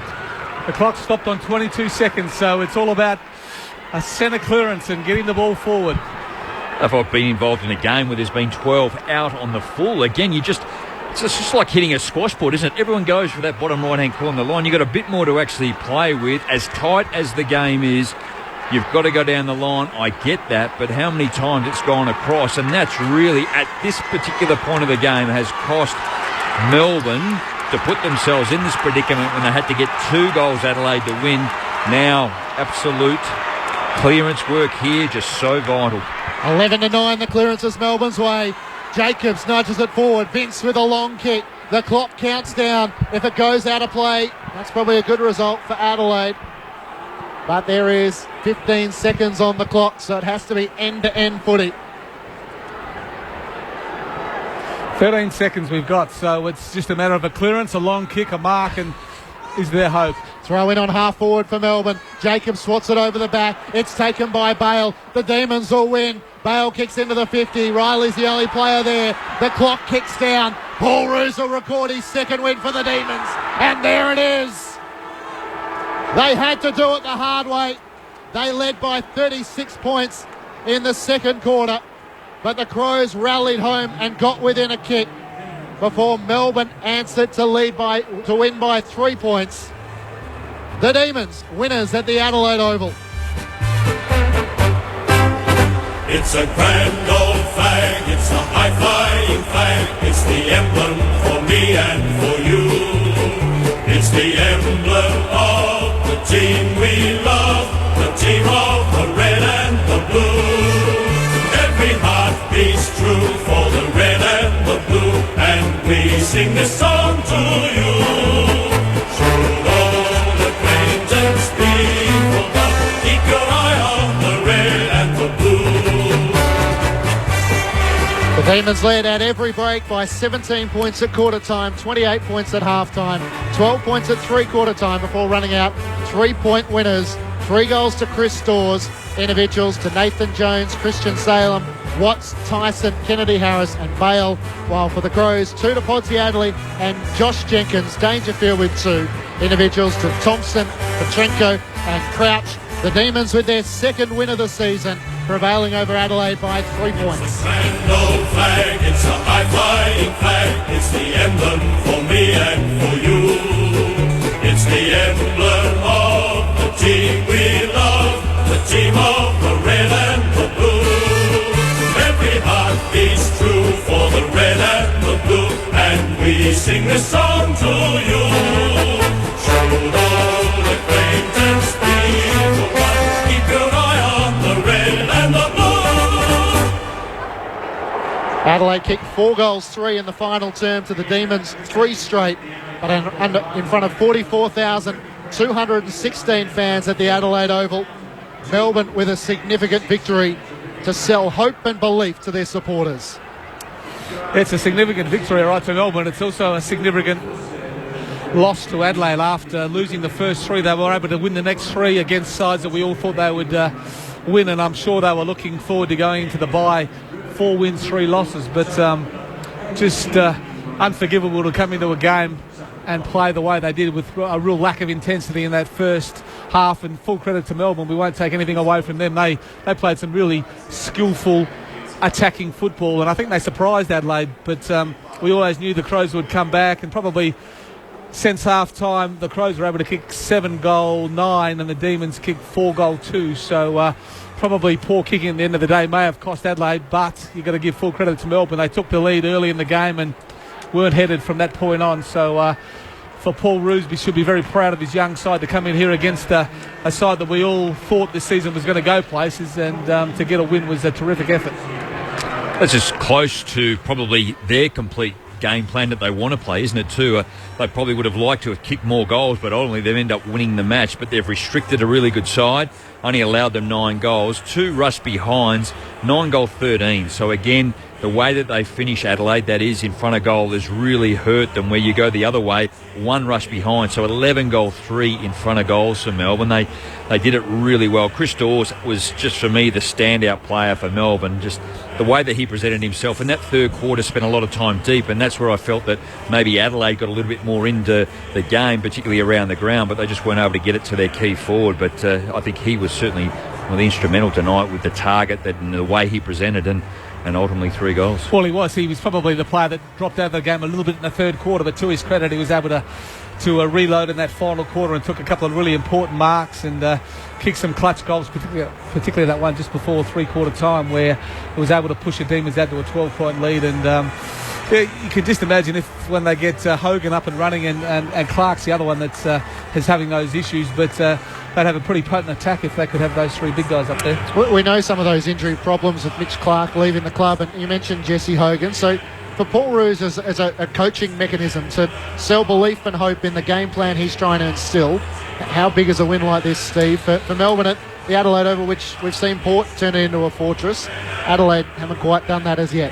Oh, it's a huge win, and particularly he's thrown the side around. Jeremy Howe, we would have thought when those 2 key forwards weren't playing, that Howe would have to play up forward, but he's pushed him back, and Howe was significant tonight. Just his ability to read the play and intercept mark was really important. And Frawley's the other one that's gone from defence into attack. I'm not sure that he had much of an influence on today's game, but he does take a tall defender to play on him, and I thought that the Crows were able to pretty much nullify him out of the game. But it was just a great win. You know, some of the smaller players, the younger players, Viney, just his attack on the ball and never give up attitude was so instrumental. Bernie Vince returning to his home ground. I thought Bernie's game, just his use of the football, and he was able to pick up 26 possessions, 11 of them contested, 2 tackles, kicked a goal as well. So, no he didn't, sorry, but he had a significant game as well. So he'd certainly be a very pleased player, Jamo. Oh, I would have thought Jay Kennedy-Harris too was another standout, wasn't he? Just how lively he was. I thought Neville Jetta was very good in defence too. And on bets, he shut him down, didn't he? Just giving praise to Melbourne in their defence and the way that they worked it. I thought at times put themselves under more pressure by, I guess, playing so much and so close to the line where the footy would then come back in just as quickly as they were trying to get it out of defence. But the way that they did, Adelaide rely heavily on Brodie Smith, isn't it? He's run and carry. David McKay, we were able to see that in the third quarter and a bit in the last quarter. But the real change from their first half type football to their second half, when they were put to the sword and they had to move it on quickly, they had to get going. I think to your point, Stephen, that last week against the Western Bulldogs they were slow to start, and again tonight they were slow to start, and only 1 goal to 4. And when you look back again over the first 6 rounds to this particular point, Adelaide's second quarter, they've averaged 31 points. You know, 5 goals in the second quarter, and Melbourne, in the manner they were able to restrict them again to only 1 goal 3 in that second quarter. So, look, I thought Melbourne did so many things really well. But I thought at half-time Adelaide was so poor and they had so much improvement in them, but they certainly didn't get to the level that anywhere near the supporters of Brenton Sanderson would have liked. We'll elaborate on Adelaide shortly, but let's enjoy it with the winners. Melbourne by 3 points, down to Anthony Tucker. Yes, Clinchy, Chris Dawes led them in. Right behind him, Nathan Jones. You hear the boys saying, "Where's Salem? Where's Salem?" As in Chris Salem, his first win for the Demons. He's already covered in sports drink. But he's about to get into the middle. This is going to be a big song for you. The cameraman getting pushed out the way. So here we go. Great song, this one.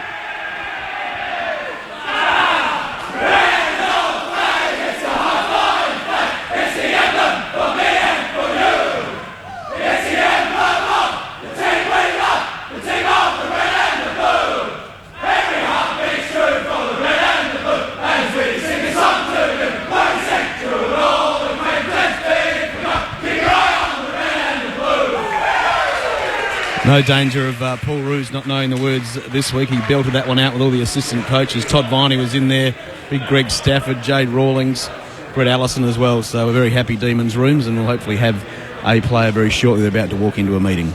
Anthony Tucker down in the Melbourne rooms after the Demons defeated Carlton by 23 points in round 4. In round 7, they get their second victory of the season. Just a word on Adelaide, Jamo, given that they'd won 3 games in a row in the lead up to this match, but sure, Brenton Sanderson will look at their slow starts again this week and think that for the second week they've kicked 1 goal to 4 against the opposition, and it's cost them come the final siren. And even 2 to half time, you just can't win games when you're only going to kick that amount. The inside 50 is a concern. The marking ability or the marking or the lack of it is of concern. Inside 50s for tonight, Melbourne 41, Adelaide 63. They have smashed it in the third quarter and the last quarter, and they still weren't able to get to the position to win a game. And so how it's getting in there, one, I need to have a look at the personnel that I have in there and why aren't we winning it. Is the efficiency in? Once we get it in, we're not even scoring and our efficiency on goal is very poor. How it's coming out, look, he's got a number of real concerns around the forward half of the Adelaide Football Club. I think the midfield is relied upon so heavily. Sam Jacobs is doing an instrumental job. The defence was okay tonight, again too. The pressure congested game, I thought Melbourne were able to clear it out a little bit better, and I guess what's going to happen in the next 24-48 hours is how well is Taylor Walker going to play tomorrow, Stephen, in the local competition against Port Adelaide, and how quickly they'll want to get him back in to the side. They've got to go round 8 will be a bye for them. Then they take on Collingwood here on a Thursday night. Yeah, I think there's no question he'll come in as long as he gets through the game unscathed. They need him back there. He certainly is a player that worries the opposition, but they're just not getting enough from there. They're quite happy to kick the ball long and strong inside their forward 50, so to a contest, but they're getting nothing out of Betts, and Petrenko really is crumbing forwards. I mentioned it during the call, Josh Jenkins is the one that seems to crumb and kick those goals that you would expect. Betts and Petrenko, they put some forward pressure on, I understand that, but you still need to do more. You're there to kick goals as a small forward. Petrenko got one today.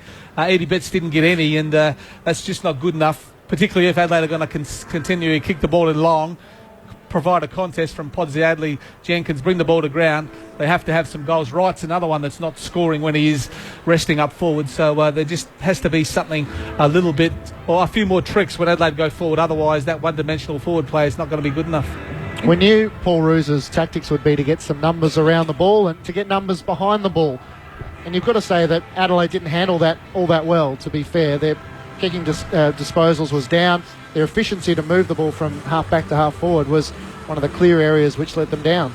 That's what really stood out, didn't it? It was back to against Port Adelaide and Sydney. They were able to hold them up, and Adelaide were just going across the ground, but not across the ground to get that switch to a free player. They'd go across, and then they were forced to come back again. And until they can solve that, which they started to do a bit better in the second half, when David McKay was able to break the lines, they were able to release him with a handball, and his run is so important to Adelaide, and they just have to get a few more players. Brodie Smith, a couple of others that can come off that half-back line. Griggs, another one that can play that role and just use the ball a little bit better coming through the midfield into their forward 50. Well, I think the question will be raised around their execution again and their disposal. You've got Hartigan and Brodie Smith in the second quarter that came inside far too early and really shallow, and that kick needs to either come inside but come to centre half back and be there at that point. So you're going to be 55, 60 out as opposed to the one that's 30 or 40 out. And on both occasions, certainly Melbourne were able to turn it over and go back over their head. And then there's the turnovers at the back half. So the movement, we know Adelaide can do it.